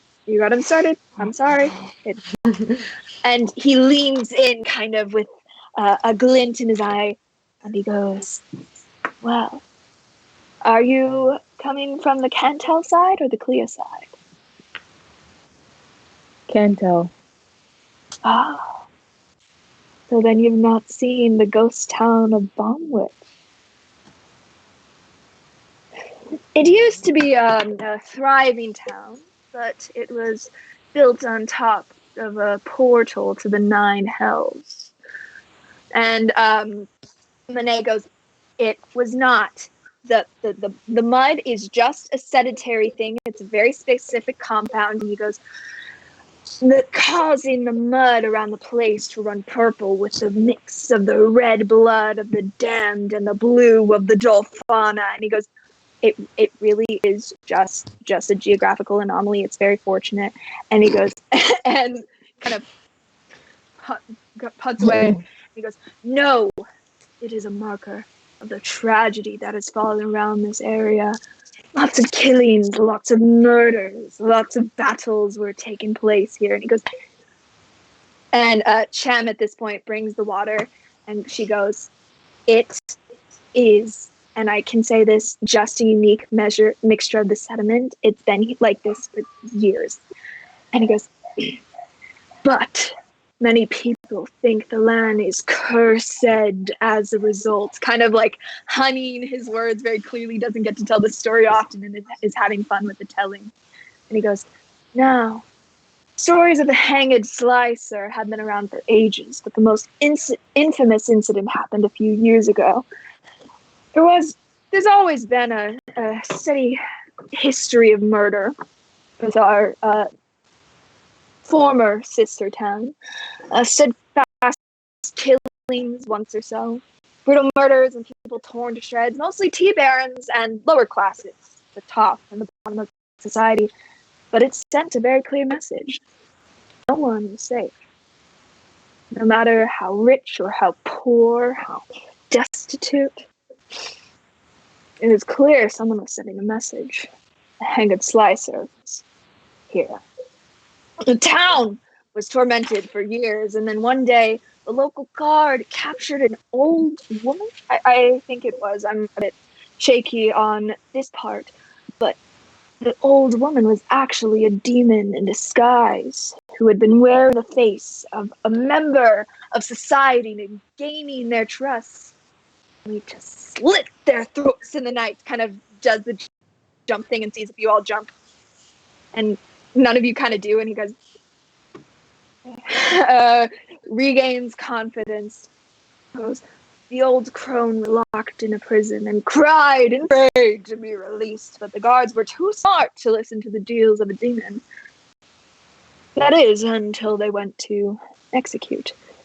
That day, they took her to the town square, and all the folks of the village gathered around, prepared to see their tormentor finally put to rest.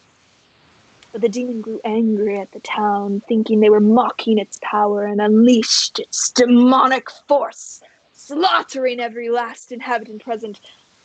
The town remains a ghost town now, haunted by those who once called it home. Now it serves as a scar of remembrance, and a reminder to all of us what happens if you go out at night. Thank you. Anyways, it's a good story. Thank you. Yes, the haunted slicer. It's one I learned in in school, and well, it's fun to tell from time to time. Rattles the locals, you know.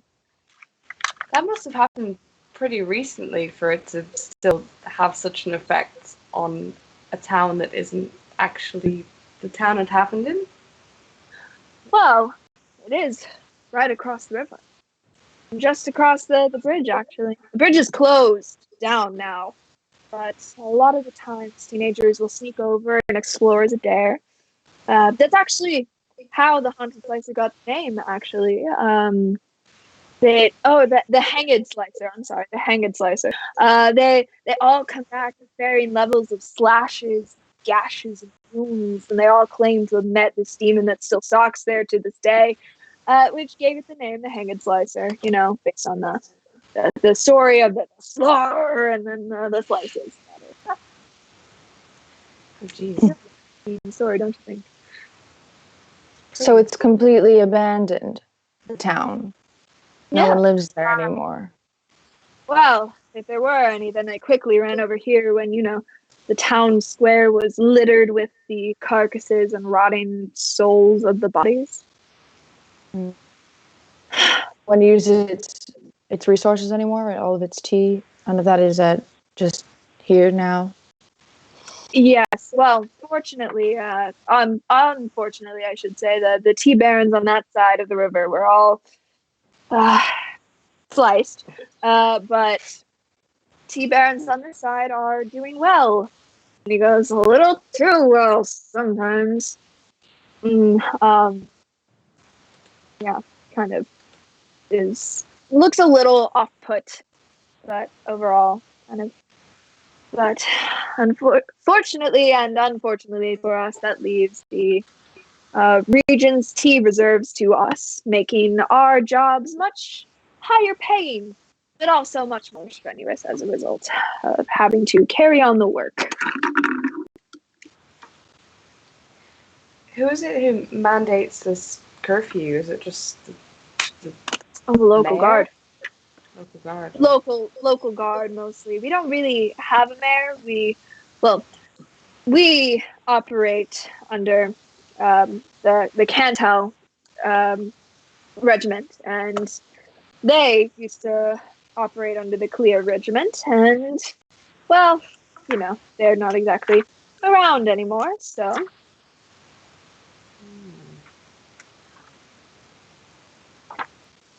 Well, thank you for your story. Spooky. Thanks for the spook. He goes, I'm glad. The Oaken Crowns.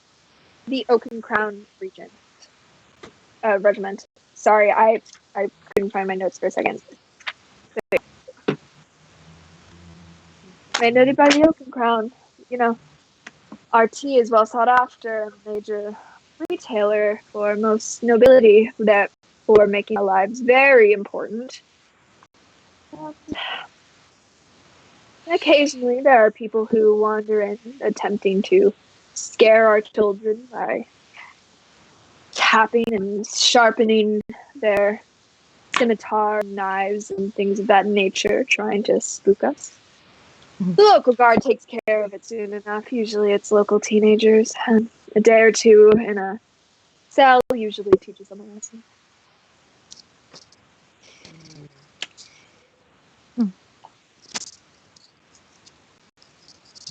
Actually, you watch as,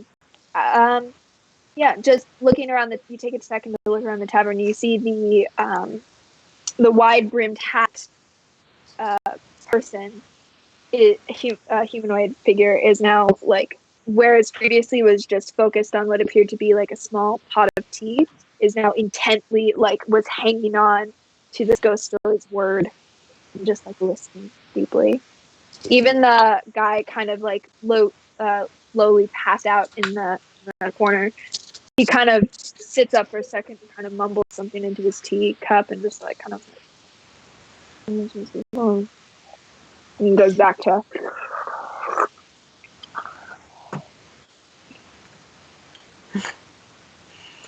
everyone's silent, similar to this, kind of just digesting and taking in the news.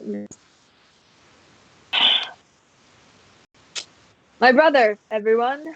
The barkeep says, may not be very good at helping around with the black kettle, but works hard in the fields and tells a damn good story from time to time. Should we get a room for the night? Probably. You're more than welcome to.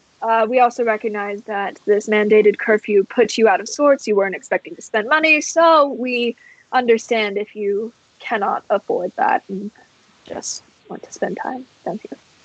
It's only fair to pay for a bed if we're going to use it, right?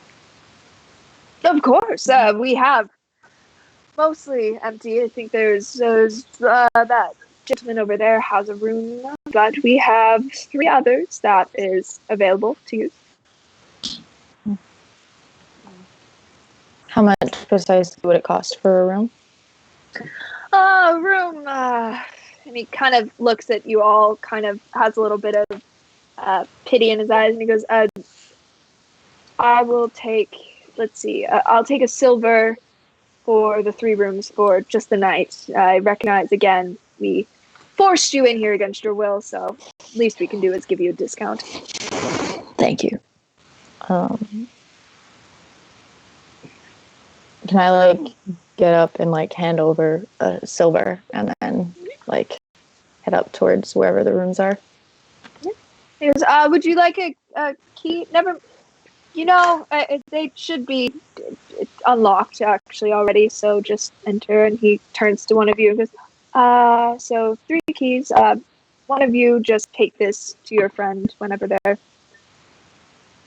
ready. Yeah, for sure. Thank you. Yes, of course. Can I interest you in anything? We have a lovely biscotti pairing that works really well. Really brings out more of the citrusy flavors, so I'd recommend kind of more of a middle tea. Well, depending on which, we also have lovely almond biscotti that goes great with our Dale Brew Baron tea, particularly. I have a question. Yes, of course. It's not about tea, though. Of course, I could probably answer that as well. We're actually headed into Klia. None of us have been in the region recently. Is there any news from that area? Well, you all have heard of the amalgamation, I'm guessing. Have you been traveling? Have you been in society? Have you heard of those? Yes. Well, there's been a bit of a crackdown, particularly with magic use. I don't mean to assume, but I mean, and kind of gestures to you all who look fairly colorful in comparison to the rest of patrons that usually pass through here. And he goes, I would just keep an eye on that and be a little wary. Here in Cantal, we are very blessed with the rule of the Oaken Crowns. They are very fair people. The Canterbury, particularly the king, and he has spies many places, people that will turn you in for a quick buck or place up in society. I just watch your secrets, watch yourself very carefully, and be cautious around the guard in general. They like to assert their power. They like to rough up others, sometimes unfairly, if it means that they can, get extra coin, extra thing. They have certain quotas that they have to keep in their jails, so they'll arrest you for just about anything. Okay. They can meet their quotas. Thank you. All right. Thank you. But of course, I'm Cantel, born and raised. So if I am under this jurisdiction, as are you, for any particular reason. Just to note, and I do not cross into Klia, which is the only reason why I am able to say such things so freely. Understand. If I were in Thank Klia you. now, this would be a completely different conversation. But since we are saving Kanto, just a note. Thank you. Yes, of course. If you're in need of anything else, we really don't get very often visitors during the night. That is. Well, we should probably head up to bed. Yeah, I'm gonna turn in. Yeah, me too. Well, sleep well. And do you have anyone in the stables? Anything, carts, horses, things of that nature? I think my wife mentioned you passing through in a cart. Cart and some horses. Well, Okay, not a problem. Again, we recognize last minute. It's fine.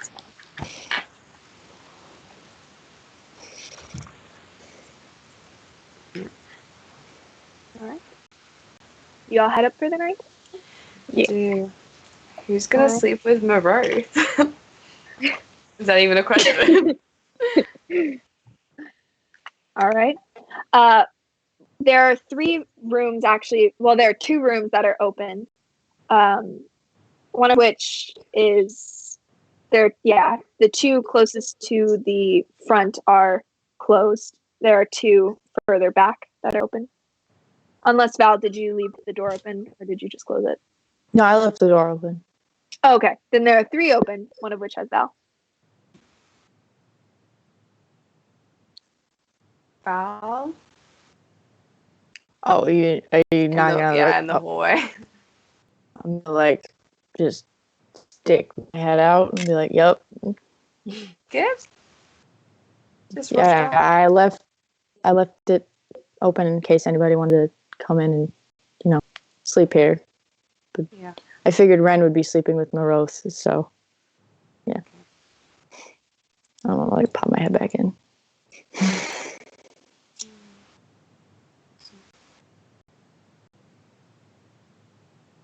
Yeah, look in the other 2 rooms and I guess pick one that isn't with Ren and Marith and isn't with Val. It's very simple furnishings. One of which is a large queen bed, and the room with Val in it is 2 twin beds, as well as the third one is also. It's actually a queen bed and then a twin bed. So very Rolf is probably gonna sleep on the floor, so someone else can stay in this room. So. they're relatively spacious rooms. I'll join Ren.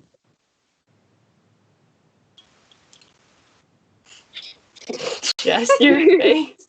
I didn't take nothing. Alright, Nora, you and I? Sure. All right, as you go down to bed for the night, let's end this session there. Good job, guys. Thank you. I'm so excited.